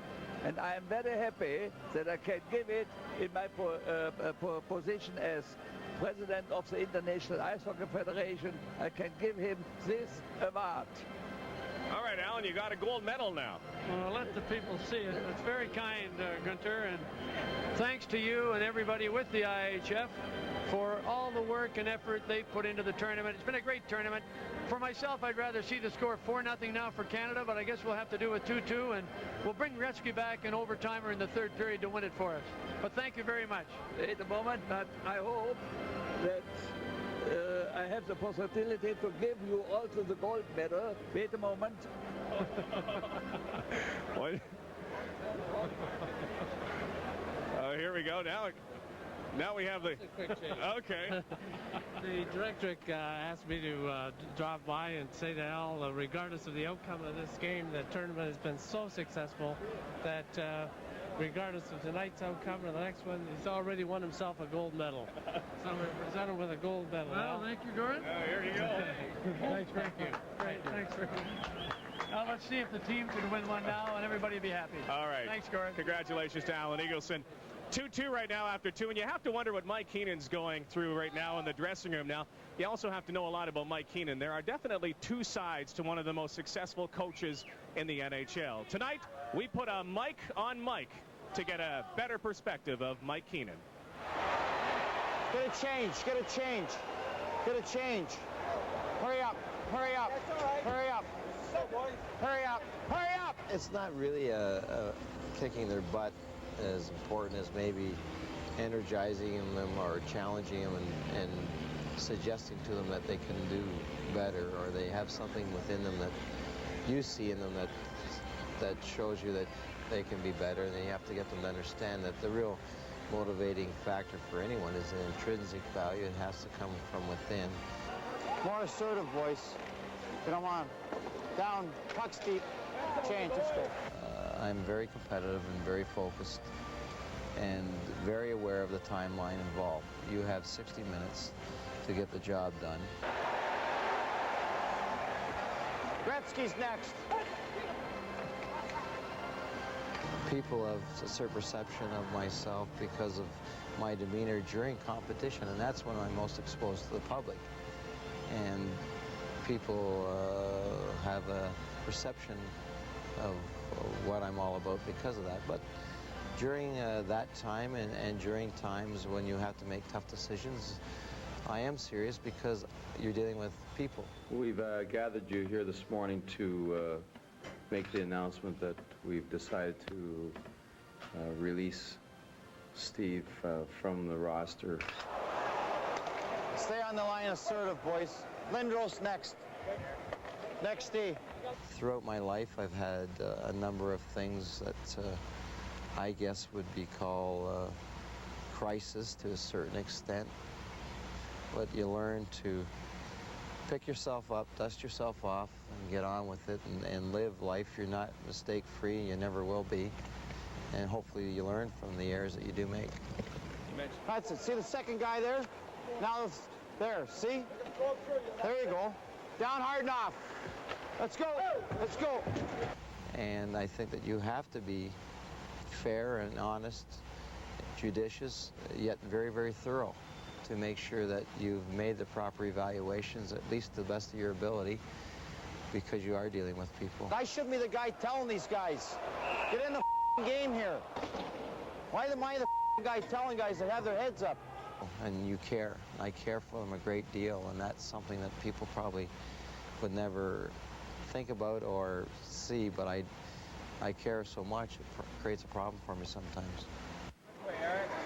2 seconds. That's it, boys.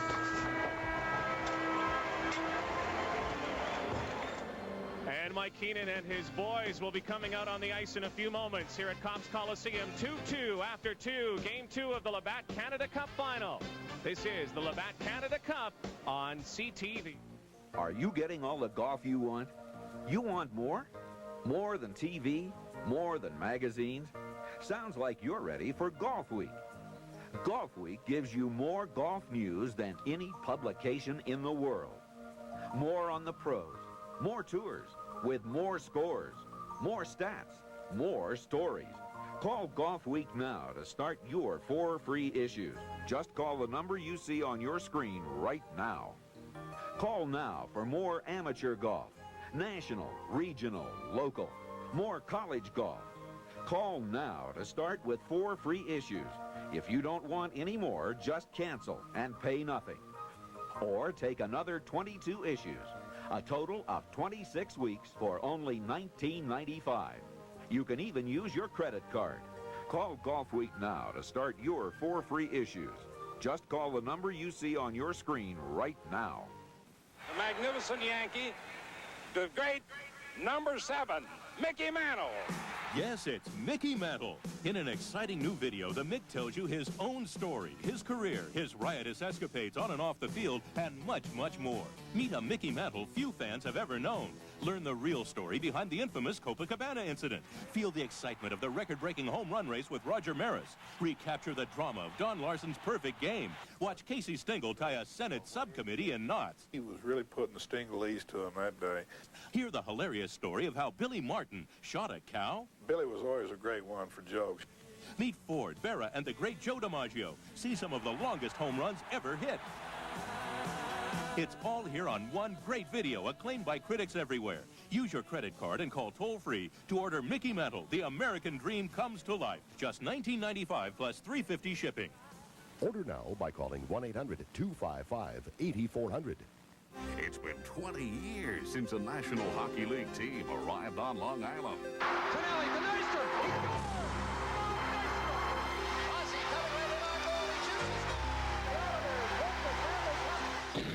This year, join the Islanders for an anniversary party at the Nassau Coliseum. The Islanders' 20th anniversary season is a season to celebrate. For full and partial season ticket plan, call 1-800-88-2-ISLES. Wednesday on Sports Channel, the New York Mets return home to Shea for a slugfest with hitting Naturals Ryne Sandberg, Mark Grace, and the Chicago Cubs. The Mets versus the Cubs, live Wednesday at 7:30, exclusively on Sports Channel. Hockey myth number 7. It's too grim. They never have fun.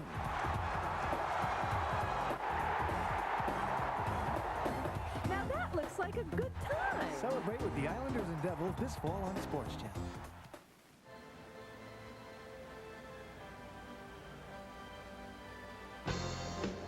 It's 2 apiece after 2 periods here at Hamilton in Game 2 of the Labatt Canada Cup Final. 2-0 after 1 for Team Canada, but hey, USA. Boy, they deserve a lot of credit. If there was any doubt whatsoever about the amount of pride inside Team USA's locker room, close the book on it. I was really impressed with the way they came out that period. You know what? Tim Taylor tried to put together a Bob Johnsonism. He wanted his guys to do the 3 S's: skill, speed, and support of the puck. And we saw a lot of those in the second period. All 3 of those worked. And one of those S's was a score by Jeremy Roenick. He's bruised his jaw, and he's going to be back, but he contributed here. Yeah, well, he sure did. Mike Modano made the play, but one of the keys here, Rod, is what we talked about at the end of the first period. Team USA has to capitalize on their power play, and that was a power play goal. The other thing we said, they have to keep the play in the middle of the ice, and Team Canada played right into their hands. This little flip pass, it was bouncing all the way. It went Larmer, Howard, Chuck, back to Larmer. Who's there? Kevin Miller. Comes right back. Now watch Scott Stevens commit to Kevin Miller. That's fine. All men are covered. Now Stevens will keep to Miller, but he thinks he's going to hand him off to his teammate right here. They both leave him. Dale Howard, Chuck leaves him. So does Miller. At least so does Stevens. And as a result, Kevin Miller wide open for the shot. So really, Team Canada helped Team USA's cause in that period. All right, what happens now? Well, what happens now is, from a Team Canada standpoint, if I'm Team Canada's coach, Mike Keenan, I'm in there saying, listen, we have to dump the puck in the neutral zone. They're eating us up in the neutral zone anyway, so if Team Canada dumps it into the corners where they are best, I think Team Canada will do well. We'll see right after this, the 1991 Labatt Canada Cup on CTV.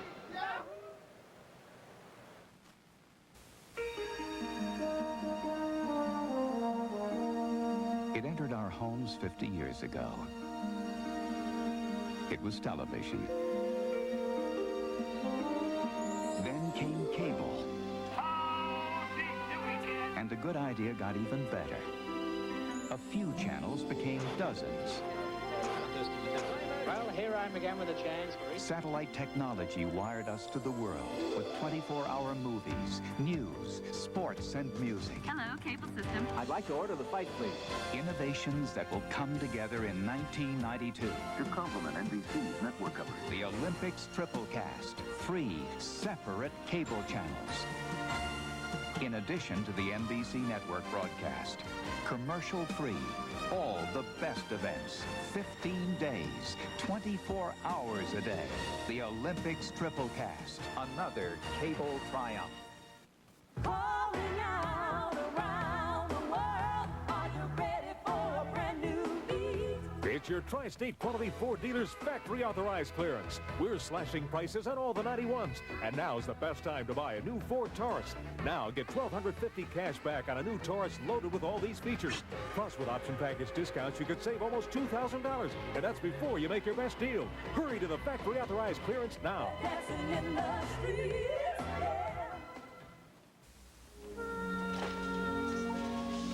There are times when you think of family, long gone.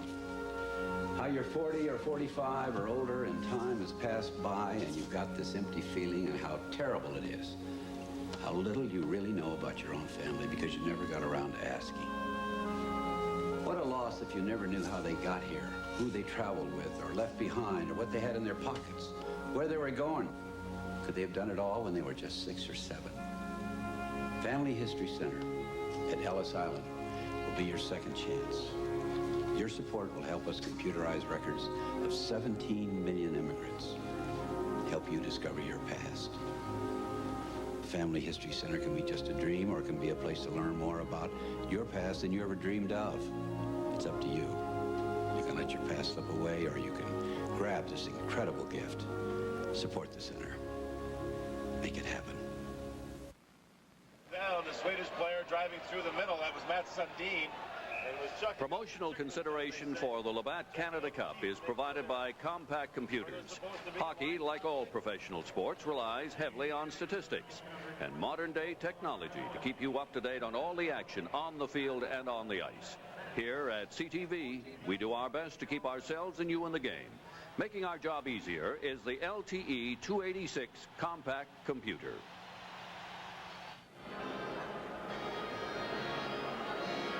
Welcome back to Cobb's Coliseum. Canada 2, Team USA 2, heading to the third period. The teams are on the ice. Bill, what can we expect here? Well, I think Team Canada has to go back to some basic hockey, Rod. I saw symptoms early in that period that Team USA was going to take it away. Team Canada was losing the 2-on-2s in the corner. Their defense were starting to back in. They really feared the U.S. speed. So I think Team Canada has to go back to a more grinding game. That means when they get into the neutral zone, get it into the areas where they can really fight it out, the trenches, the corners, then work it to the front of the net and use that superiority that they have size-wise. And they've quelled the crowd. Team USA has 2 goals in that second period, both by the Americans. Jeremy Roenick at 3:45 and Kevin Miller at 11:02. And with third period play-by-play, here's JD and Chevy. Thank you, Rod, and what a third period it should be here as the Canada Cup is on the line for Team Canada. They can end it with a win tonight, and the Americans could force a third game on Wednesday if they can defeat Team Canada in this final period. Jeremy Roenick with a bruised jaw is available for duty. We will likely see him here in the final 20 minutes. Otto and Messier skate to center ice.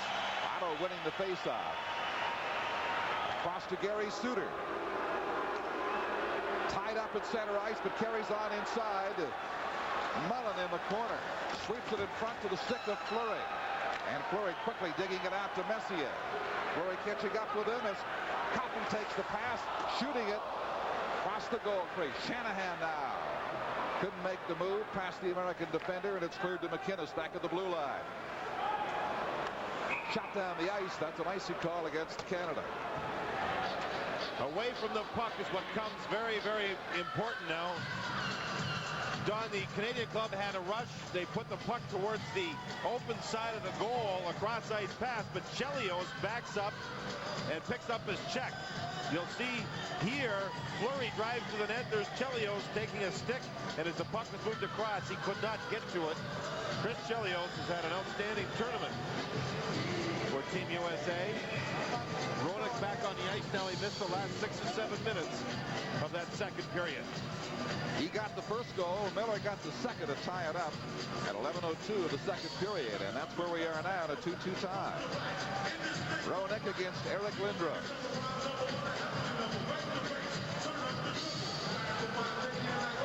Lindros wins it for Graham to Desjardins. Now Portnoy brings it out at center ice off Lindros, trying to get around Weinrich. Hatcher has it, and he clears.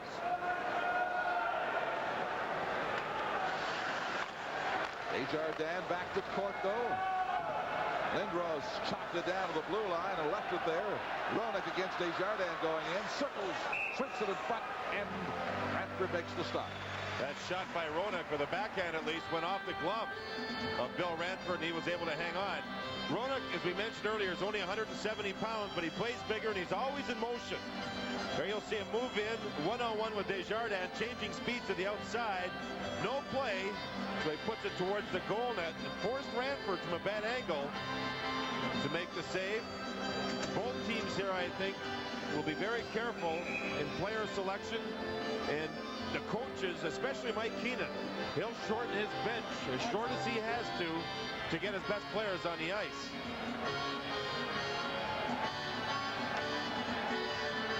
United States with that potent line of Olczyk, LaFontaine, and Hull. Suter and Chelios back on the defense. Sutter wins the face-off to Murphy. And it's slid down the ice. Richter will stop it at the line and leave it there for Suter. He takes a check in behind. Play going right on. Check came from Rick Tocchet. Chelios down the far side. Hull, center ice, can't catch up with it. Murphy sweeps it away to Sutter. This is Olczyk for Suter. And off the boards, Murphy has it at center ice for Canada. LaFontaine is forechecking. Chelios can't control the bouncing puck. Tocchet sweeps in with Robitaille. Oh, and Robitaille with a great scoring chance. Off balance as he shot wide. Luc Robitaille has not been able to finish in this tournament. Another glorious opportunity. Now the Americans will change. Chuck works it inside the blue line against Suter. And a hops over the boards. There will be a face-off. Still 2-2. This is the Labatt Canada Cup on CTV. Yeah, we just scored. No, I didn't see Kevin get hit. Kev, you okay? I wind up in the hospital, and Bob gets a winning goal. I couldn't let Kevin miss the party. I was having a pretty good time where I was. Friends deserve the best. Friendship. It's just being there. The crisp, clean taste of Canada's best beer, Labatt's Blue. I have to be flat on my back to get Bob to buy me a blue. Between friends, it's true blue. Labatt's Blue.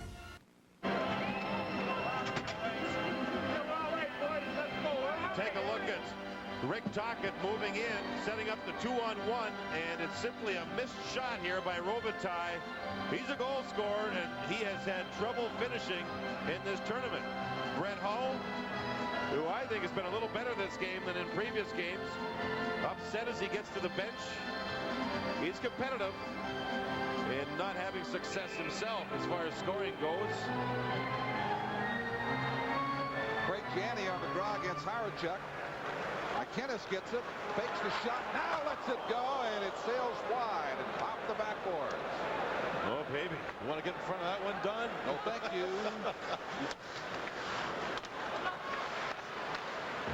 It's painful just listening to it. McInnes, Howardchuk. Larmer at the blue line, squeezes it inside. Johnson being watched by Corson, almost won the puck. Howardchuk forechecking. He comes up with it. Here's the pass, but Shanahan couldn't get there in time. McInnes back on the point. Sweeps it in behind. Corson far side. Back to McInnes. He shoots. That was directed wide by Christian Stick. Canada putting some pressure on. First time in a long while in the Team USA zone. Howardchuk works to center it out. Corson in behind can't get to it. Janney does for the U.S. 3 minutes gone in the final period. This is Craig Janney at the blue line. His pass is intercepted, and they clear the zone. It'll be called icing, though. There'll be a face-off in the Team Canada end of the ice. 3 minutes and 10 seconds into the period. This is the Labatt Canada Cup on CTV. For these demanding times, BMW introduces the safest 3 Series ever built with a near-zero maintenance engine and perfectly balanced handling. The dramatically new 325i. BMW meets the demands of the 90s with its spirit intact. See the new 325i at DeFeo BMW in Edgewater, New Jersey. Only 5 minutes from the George Washington Bridge adjacent to Fort Lee. Call toll-free 1-800-866-1539. Canada 2, the United States 2. In the third period, 3:10 in. Team Canada using 4 lines, 6 defensemen. Team USA using 4 lines, 5 defensemen. Wallana not seeing much ice time here in the third period. And the puck is lost from sight, so they will have another face-off in there. Majority of play now becomes one-on-one plays, especially if Canada finds themselves with a lot of forechecking. Tim Taylor's club has to be very disciplined in knowing who is to take who. Keenan makes a move here. He takes Fleury off and puts Lindros on. I suppose for the size difference, plus if Messier gets thrown out of the face-off, I guess he wants Lindros to take the draw. Face-off against Otto. U.S. keeping it in. Over to Suter. Left point. Shooting wide. All the way back to center ice. Shanahan got tied up by Doug Brown. He couldn't get to the puck in time.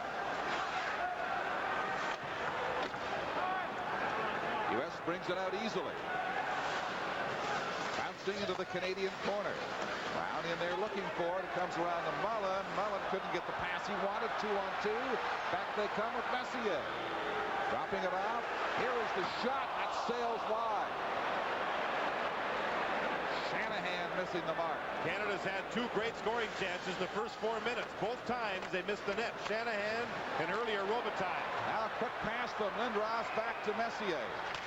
Lindros going in. His shot was blocked by Hatcher. Modano now. The Americans look for the fast break with Granato inside the line. Still loose in there. Sweeping at it is Granato. Came off the forehead of Bill Ranford, off on the mask.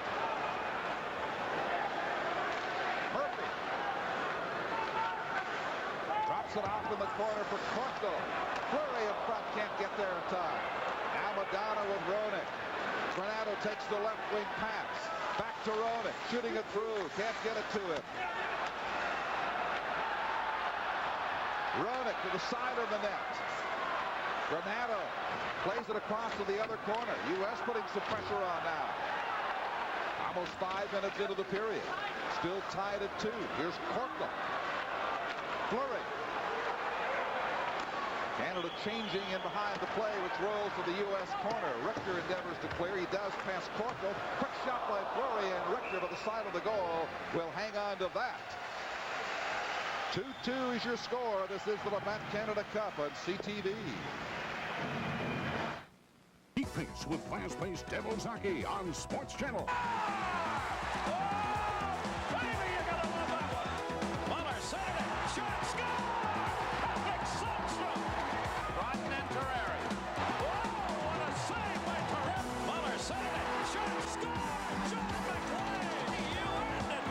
The Devils open their 91-92 campaign against the Blues on Saturday, October 5th. And follow New Jersey's team all season long on Sports Channel. Oh, could Team Canada use this man right about now in this 2-2 situation just past 5 minutes of the final period? Wayne Gretzky sidelined for the balance of the tournament, however. Sutter on the face-off against LaFontaine in the U.S. zone. Taka and Robitaille are out there. Coffey and McInnes are back on the defense. LaFontaine, Olczyk, and Hull up front for the United States. Gauthier now drops the puck. Comes back to Coffey. He shoots. That's directed wide, and Richter jumps on that rebound in a hurry. Don, as soon as Brent Sutter won the draw, everybody flooded to the front of Mike Richter as they waited for the point shots. Sutter is one of the best in the racket at winning draws. The linesman makes sure that he puts his stick down first because he's the attacker. The puck goes back. Now watch everybody flood to the front. Sutter takes 2 men to provide the screen, but the shot ended up going wide.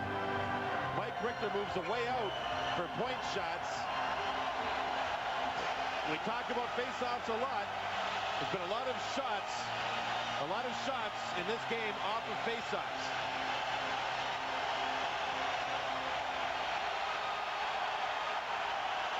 Sutter against Otto. Johnson. And the Americans win a very big face-off right there. Al McInnes slides it to the blue line. Now Sutter with it. Robitaille and Taka join him, and a quick shot turned aside by Richter. Olczyk clears the zone for the Americans. 5.5 minutes in to the final period. Coffey against Hatcher.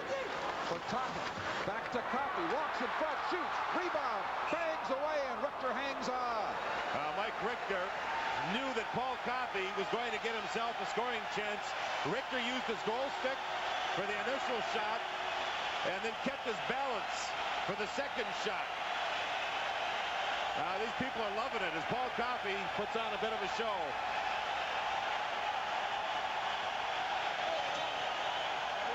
You see here, Coffey thinks offense. He avoids a check, but he'll get the puck back.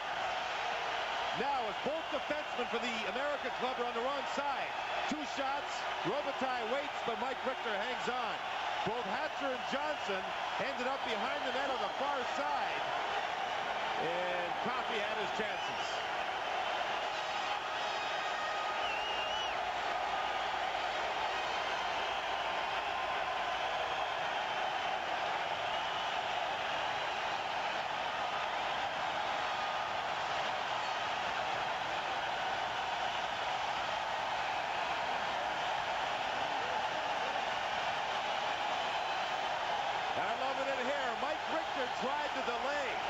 Tried to delay to take the crowd out of it, but it didn't work. These people are still going. Non-stop.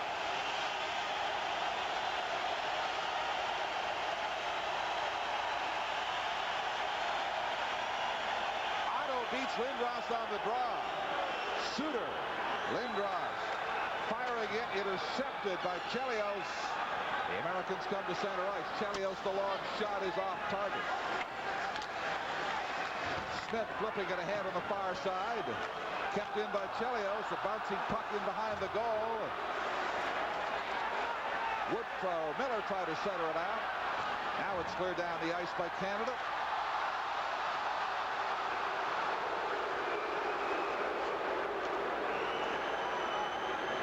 Left wing pass comes over to Christian. Inside the line. Drops it off on the right side for Miller. He can't get to it. Team Canada will bring it back up the ice now. 3-on-2 when they come. Shoveled ahead for Lindros. He couldn't get to it. Weinrich was defending there. Now Scott Stevens.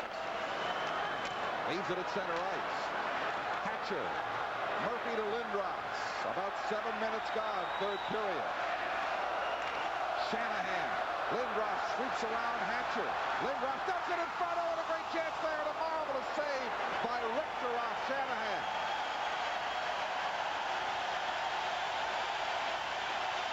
Canada carrying the play.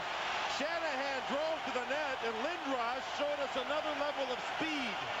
He showed us a lot of speed, and he sets it up, and Mike Richter with a marvelous save. Lindros turns it on to the outside. Look in front. Shanahan sets up the target, but it's well read by Mike Richter. A stunning save.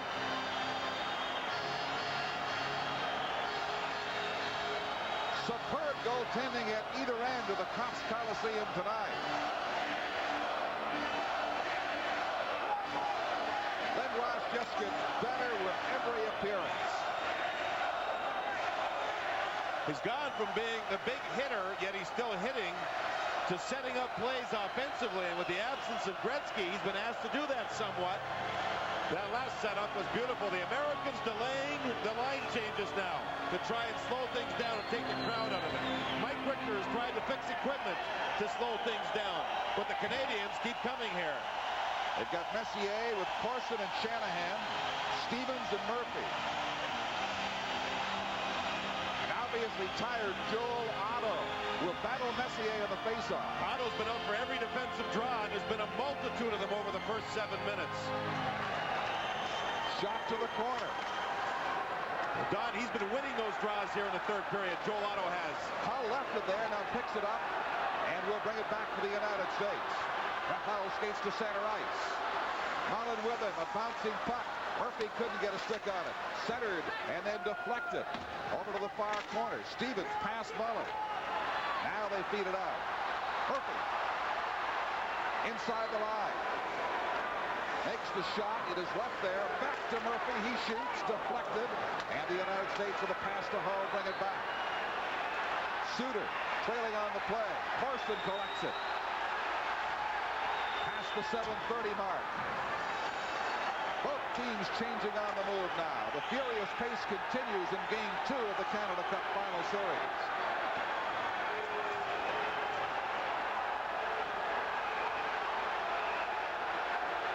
And hit the linesman. They'll order a face-off inside the blue line with the net in behind off its moorings. And the net is certainly off. A long way off. For Team USA, Tim Taylor, the coach, has used Suter and Chelios every second shift. And you can see Suter breathing deeply there. Every second shift on, those two have been out. And they have provided leadership. They have been marvelous, especially this guy. With Brian Leach out because of a hip problem, this defenseman, minus one of the best in the business, have been asked to carry a bigger load.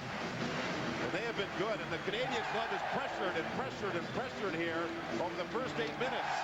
Those 4 or 5 defensemen for the American club. And they haven't folded just yet.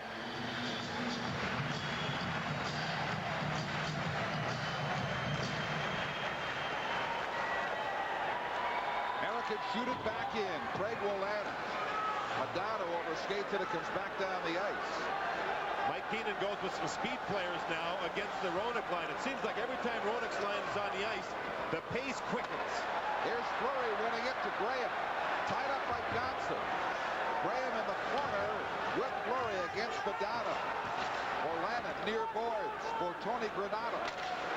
He chops it out to center ice. Well, it's picked up by Madonna to Roenick. Roenick almost getting around. Stevens or Smith gets turned back to the boards. Ranford leaving it for Graham. Hatcher will mark him. Desjardins tries to get it out. The American team wins it. A bouncing puck in front. Granato shooting, and Ranford hangs on. Still 2-2. This is the Labatt Canada Cup on CTV. Pain from just one sensitive tooth can start the domino effect, a chain reaction that can end in tooth loss. The pain can make you stop brushing, lead to plaque buildup, gingivitis, periodontal disease, even tooth loss. Sensodyne toothpaste helps stop the pain and the domino effect. Dentists recommend Sensodyne most for sensitive teeth. And Sensodyne is also available in a pump. Help stop the pain and the domino effect with Sensodyne. 11:14 to go in the third period. Team USA had just given Wolanin a shift on the defense to give the other defenseman a partial rest. He got that job done. As the whistle sounded, Fleury and Granato were going at one another, and both players decided to keep their cool, Granato in particular, as they know the importance of this game and the score. LaFontaine against Sutter on the faceoff.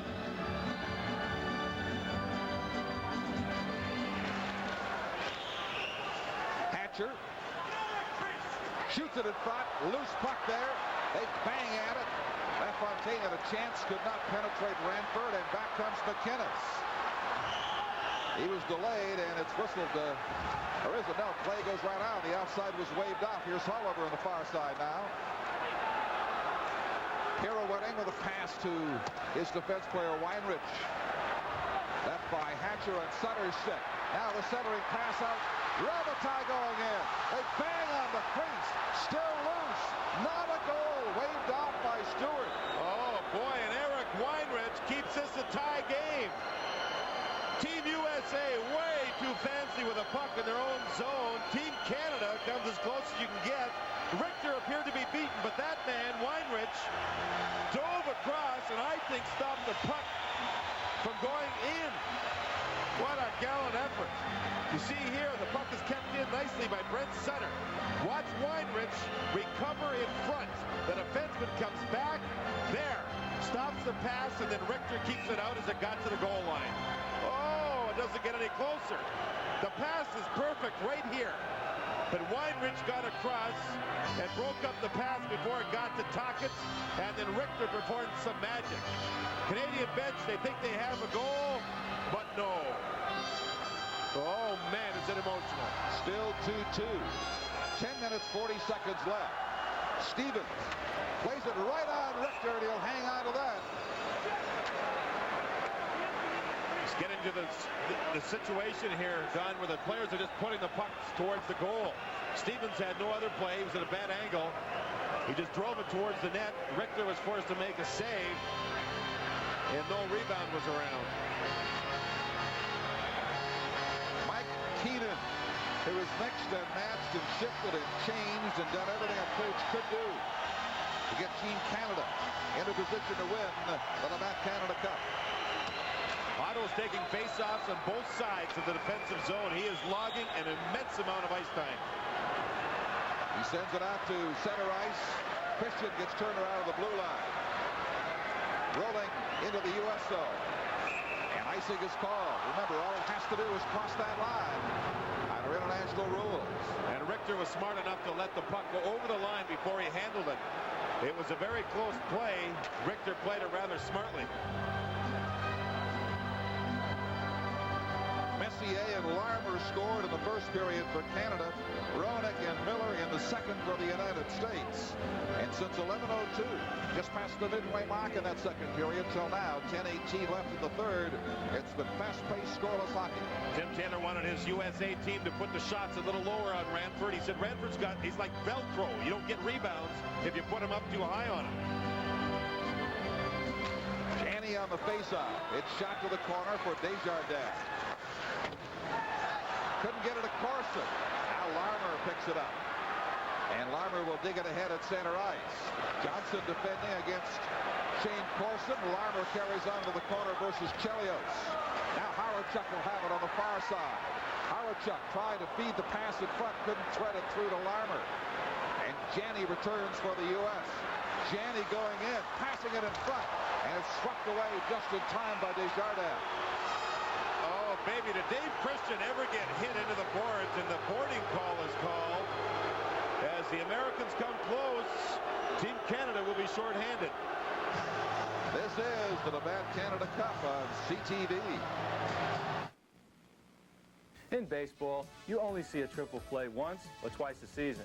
But at Elegant Entries, we turn to triple play every day because we always give every customer the absolute best in style, security, and installation. So join the Elegant Entries team today and turn to triple play for your home and family right now. And don't forget to check this week's newspapers for terrific triple play savings. This is Steve Smith reporting. 10:15 is the time, and a marvelous opportunity for the Americans coming up here. Well, the Americans had a 2-on-1. Steve Smith picks up the man on the other side of the ice, and you'll see him drive him into the boards. That was Dave Christian. Paul Stewart was standing right there about 10 feet away, decided to make the call. So, the American power play, which has a power play goal in this game, a goal by Roenick, get the opportunity to go to work.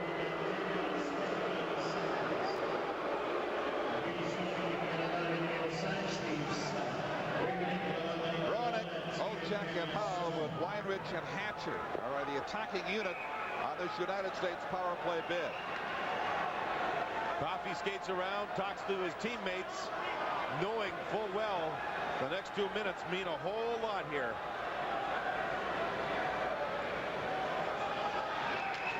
On the face-up, Weinrich for Hatcher. Adano is out on the ice. Hull standing in front. Waits for the puck to come out to him. Now Roenick. He's turned back. McInnes off the boards. Weinrich, left point. Hull, break wide. Hatcher. Great save up the stick of Brantford. The Americans flying on the power play. Weinrich keeps it alive in the zone. Just. Now Hull across the ice. Hatcher takes it off the board. Here's Hull shooting, and Brantford stops that. McInnes picks it up. Hull again. Loose in front. Roenick goes down. Can't make a play, and the Canadian team finally clears after intense heat for 45 seconds.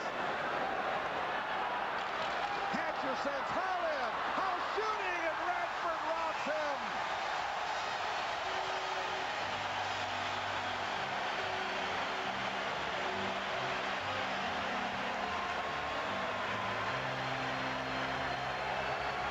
Now it's Bill Ranford's turn. Penalty killing has been great for Canada, and the goaltending has led the penalty killing unit. Brett Hull, with his best shift of the tournament, gets 3 shots.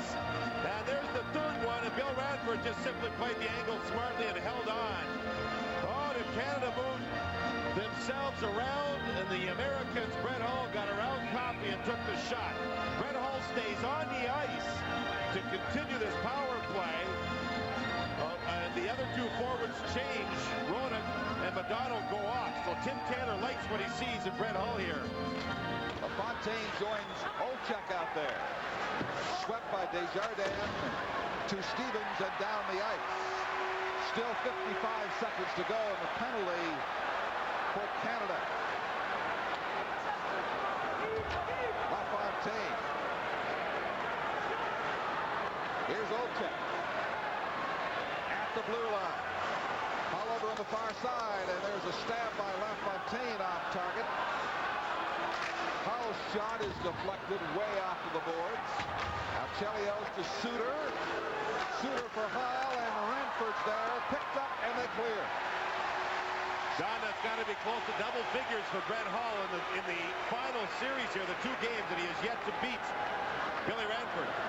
Chelios carries on in, takes the hit in the corner from Desjardins, keeps the puck alive to Hull.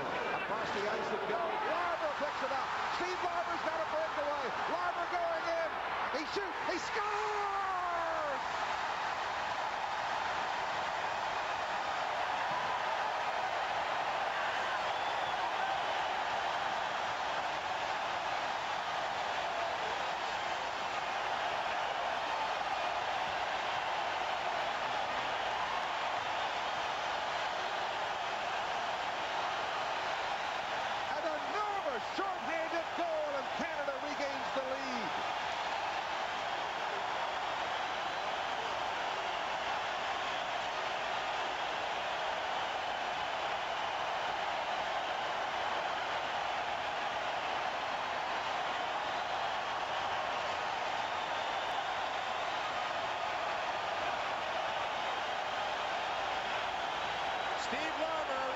the legs of Mike Richter and puts it back through them.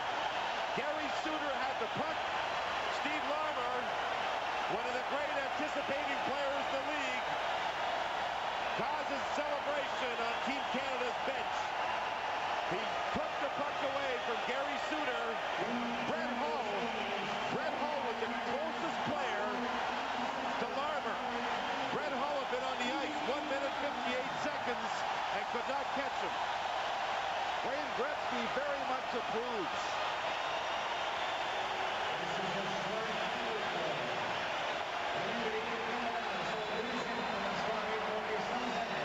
Larmer's second goal of the night, and Steve Smith still has 2 seconds left in his penalty.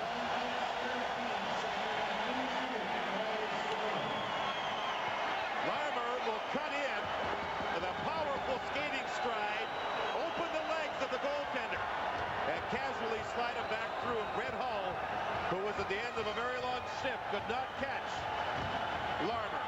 Smith back on the ice, 7:38 to go. Canada with a 3-2 lead.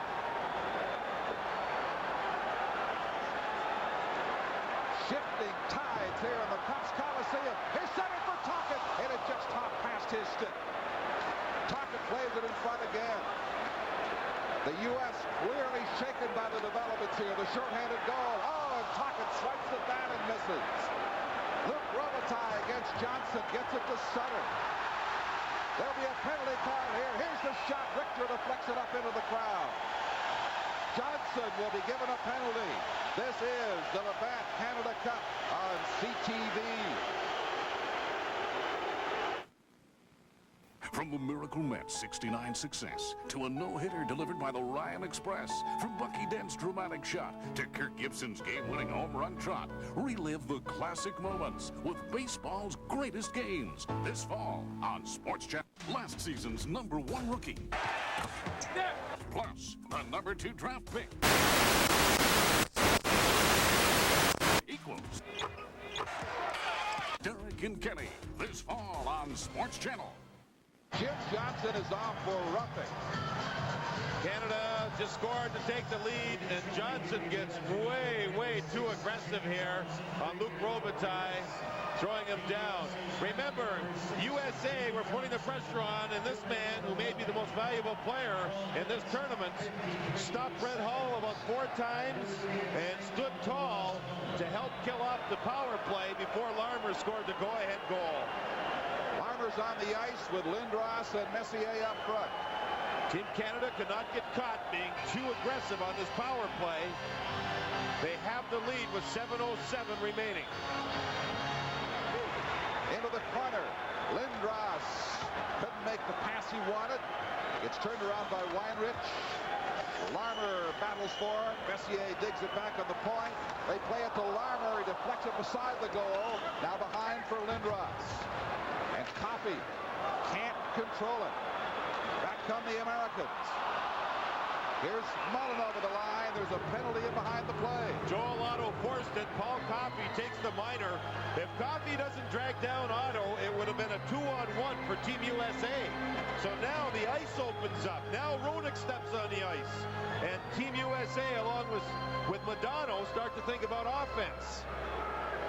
Team Canada's penalty number 77, Paul Coffey. 2 minutes for Britain. You see here, Otto's blocked the shot, and he would have jumped into the play with a 2-on-1, but Coffey dragged him down.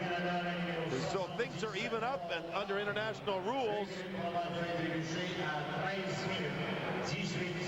Actually not, because their penalties called at different times, but the ice surface here does open up with fewer players on it. And watch for the speed players with the open ice. 6:42 remaining in the third period. Over the line it goes. Chelios has to go back and regroup.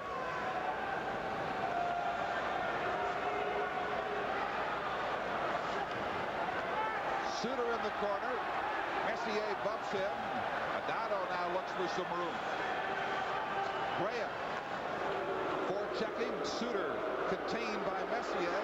Now Modano takes the pass at center. Across the line is shot for Ranford. Rebound. That's collected by Stevens. Ronick forechecking him. Modano getting it back down. Suter from the left side. Ranford steers that off to his right. Messier Graham. Passing it through Modano. Canada changing on the go. The puck in the United States corner. Less than 6 minutes to play. Chelios. The left on Kane. It is offside.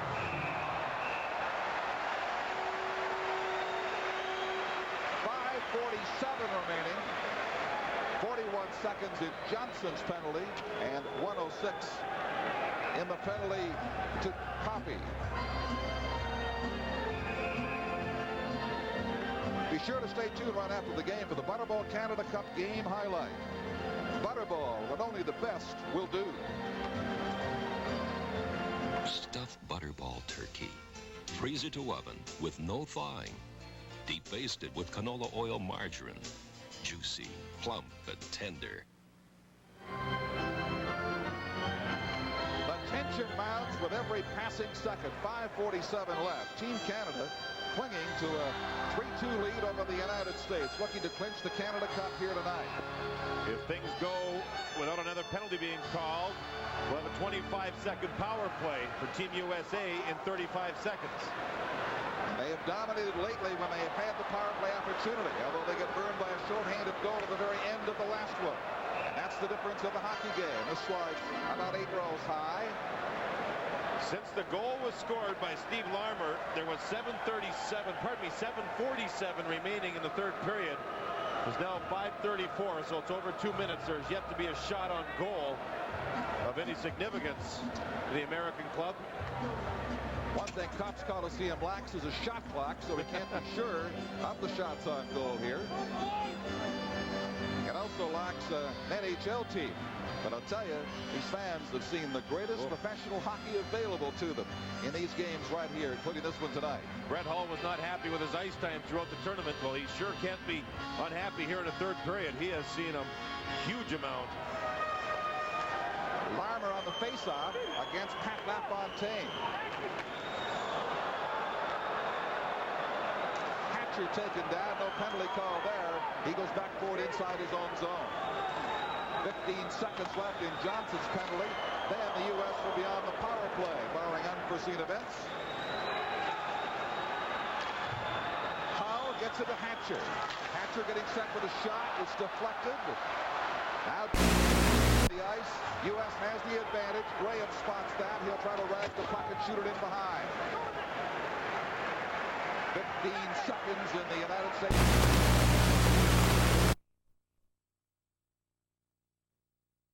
That's a very costly mistake. It'll come back for a face-off with 50 left. And only 9 seconds left on the Coffey penalty. As soon as the Americans went on the power play, and that was with 25 seconds on it, the Canadian club were able to make a complete wholesale change, get fresh people out there, and immediately Team USA gets caught icing the puck. 9 seconds left on the American power play, but the face-off way back in the American end. It looks as though Team Canada will kill this thing off. And there'll be 4:41 remaining once the 9 seconds tick off. Joel Otto on for another defensive draw. And he looks over towards the... They want him to stay on or get off.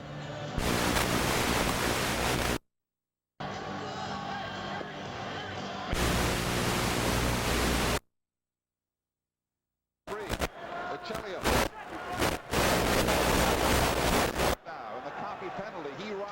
Ready to return and does. And Canada will bring it forward along past the Coffey, gloves it inside the line. Coffey going in, he shoots, bangs the rebound, and Richter turns that aside. 4.5 minutes to go. Coffey almost scoring coming out of the box. Clogging up the neutral zone. No one getting trapped.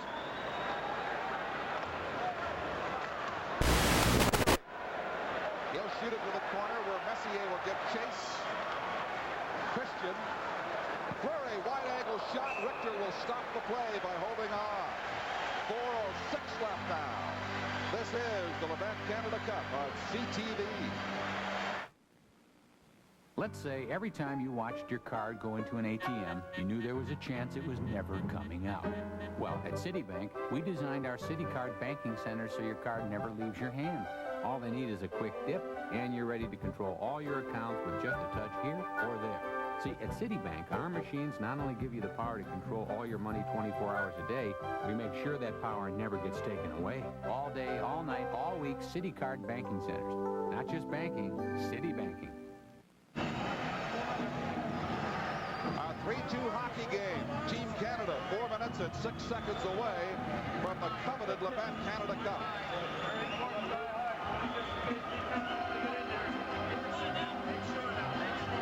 Sutter circling, and guess who's going to take the face-off against it for the United States? Joe Otto, of course. You'll see Gauthier, the linesman, make Sutter put his stick blade down first. He's the attacking player in this situation. Otto's been doing a lot of lifting the other player's stick up and kicking the puck back. Two excellent centermen match up again. This time Sutter wins it. Here's Taka trying to get some room. Digs it back. Slap shot goes wide. Big blast from the left side. Well, there's another situation, Don, where Otto tried to lift the stick of the player Sutter and kick the puck back to the corner, but Sutter was a little too smart for it. See Otto try and kick it back. Sutter drove ahead with his body, knocking Otto off balance. And this point shot with no one in front goes high and wide and into the crowd. So face-off, the face-off comes outside. 1 tick under 4 minutes remaining.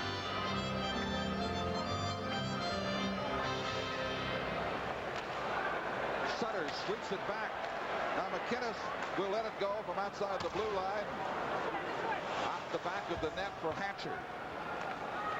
Through Mullen. McInnes again will golf it in, killing more time for Team Canada as they protect this slender 1-goal lead. Mullen for the United States now. Set it through Hall over on the center ice area. Sutter's lost his stick, tries to get down and glove the puck. And does.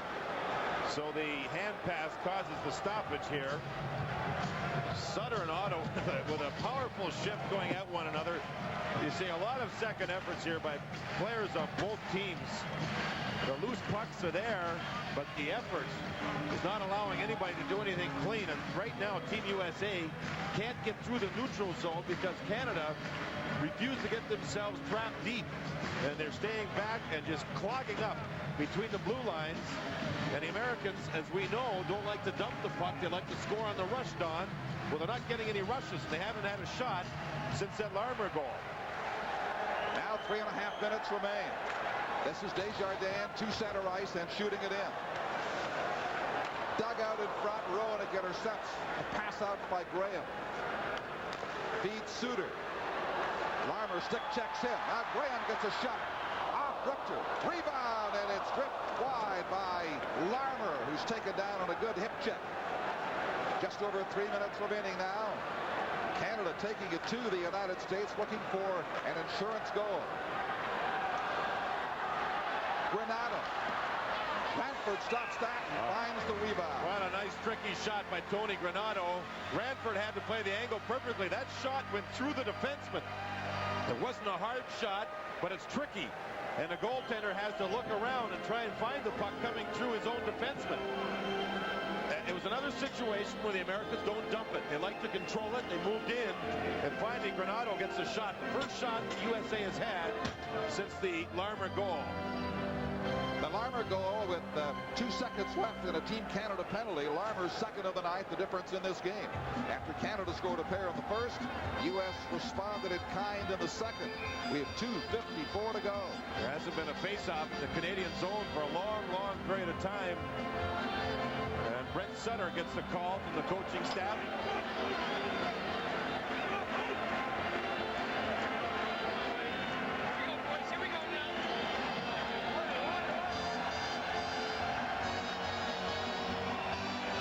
Check redirecting Hatcher.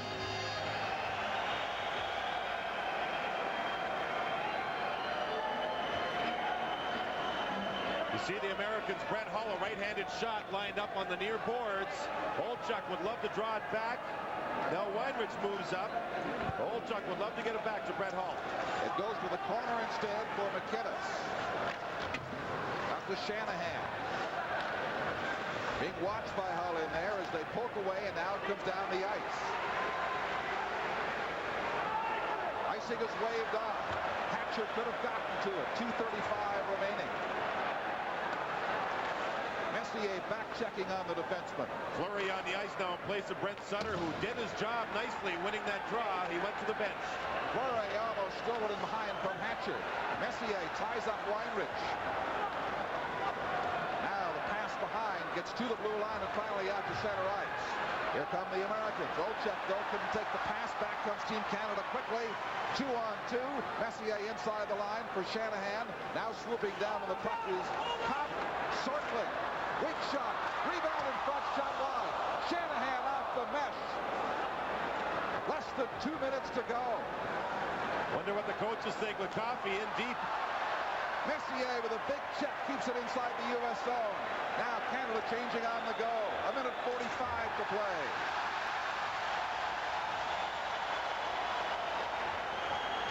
Miller sweeping down the boards. Stevens shoots it out over the center red line. Tocchet racing forward inside against Suter. Tocchet takes Suter into the boards. The crowd loves that. Craig Janney leaves it for Carson, and he shoots wide. They drive it right back in again, and they whistle the offside down finally with 1:16 to go.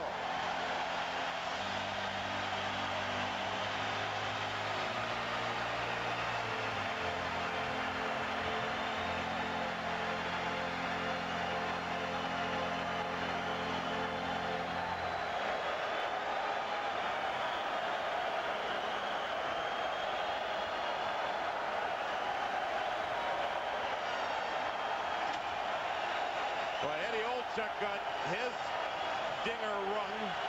He was standing in the neutral zone. As you see the Americans calling a timeout. Brendan Shanahan skated by Eddie Olchuk. Watch this one. Boom.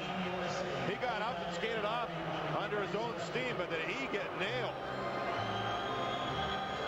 So the American club gets to set up some type of an offensive play. Brian Sutter talking to the Canadian team's defenseman.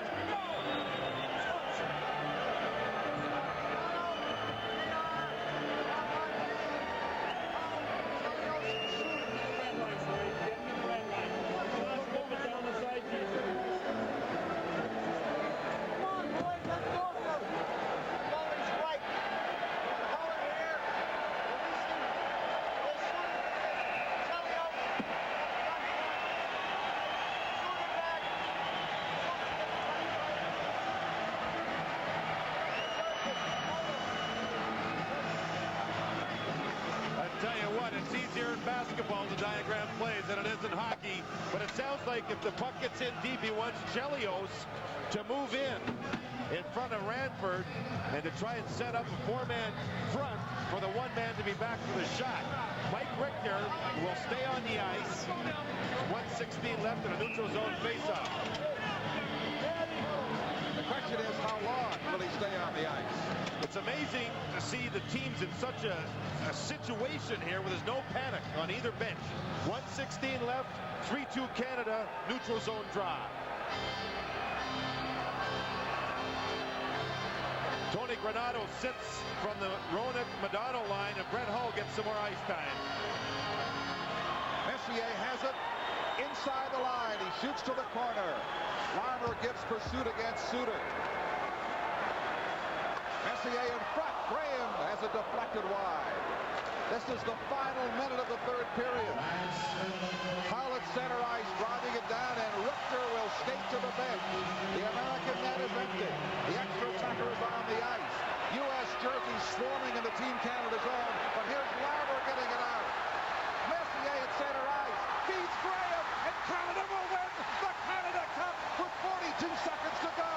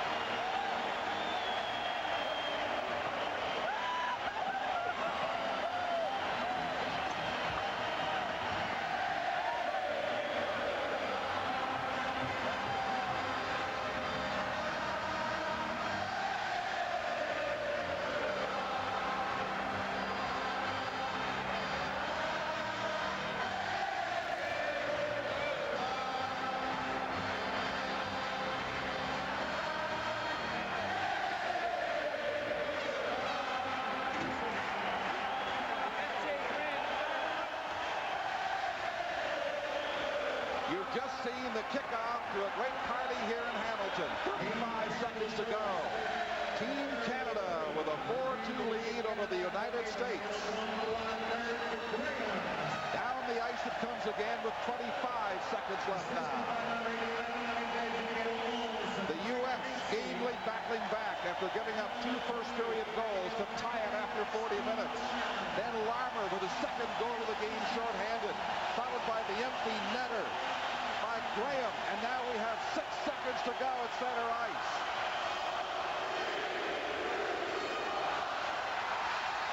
It's all over. The 1991 Canada Cup belongs to Canada.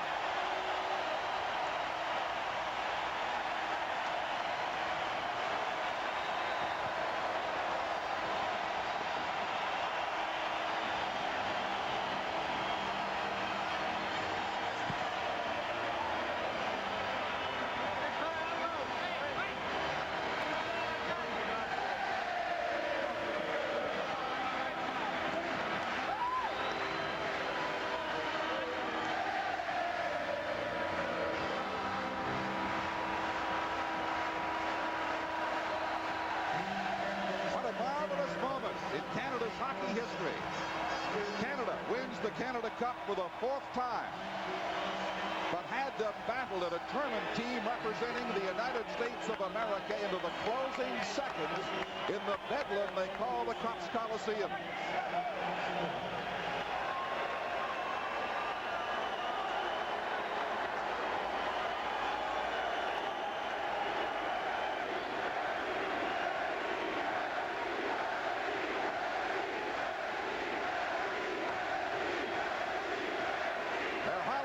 Gretzky.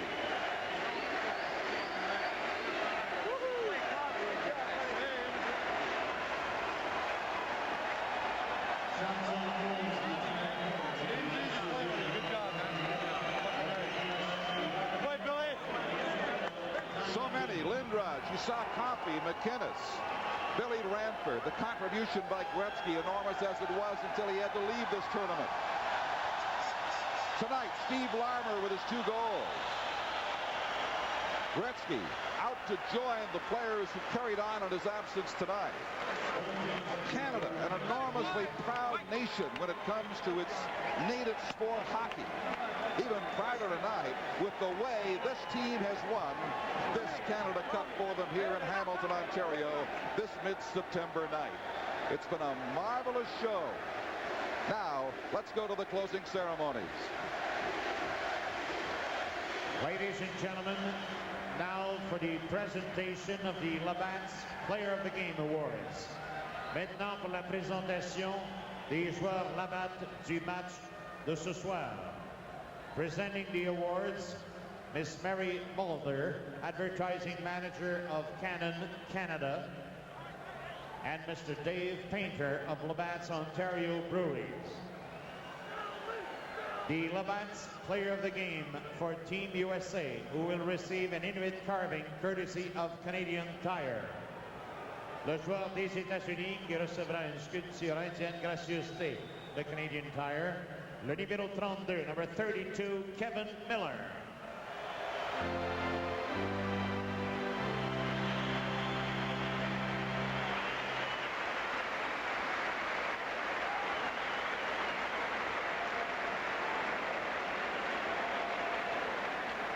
And now for the Labatt's Player of the Game for Team Canada, who will receive a Canon Futura camera.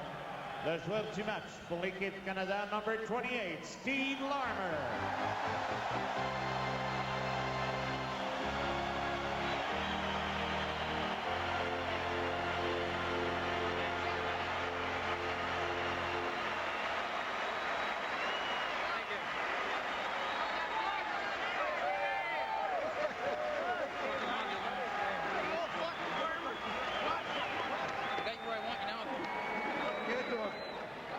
And now for a presentation of the gold and silver medals and the Canada Cup trophy. Participating in the presentation are Mr. Gunther Zabetsky, President of the International Ice Hockey Federation, Mr. John Morgan, President of Labatt Breweries of Canada, and Mr. Alan Eagleson, Chairman Hockey Canada's Canada Cup Committee.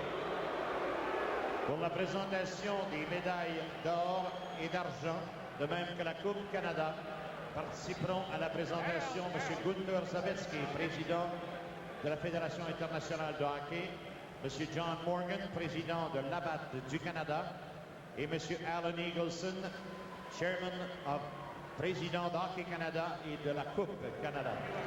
Mr. Zawadzki of the International Ice Hockey Federation now presents the Labatt Canada Cup silver medals to the captain of the U.S. team, Mr. Joe Aloto, and now Mr. John Morgan, president of Labatt's Breweries of Canada, will now present the Labatt Canada Cup gold medal to members of Team Canada. Accepting the gold medal on behalf of Team Canada is injured Captain Wayne Gretzky.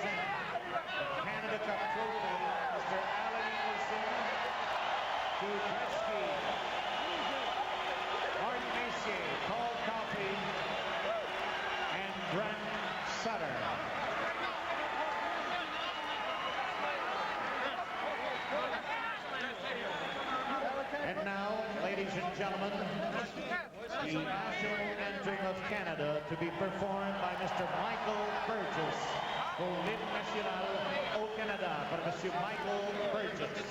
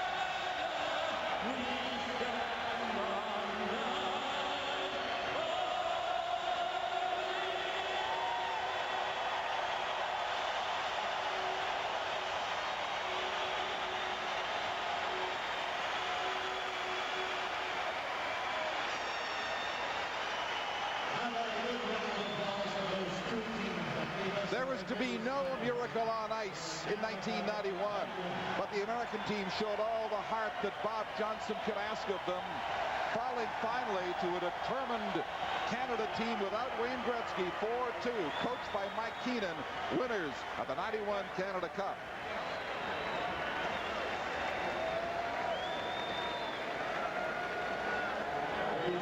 Steve Larmer made it possible with his second goal of the game and the insurance marker that followed by Dirk Graham. And Canada defeats the United States by a final score of 4-2.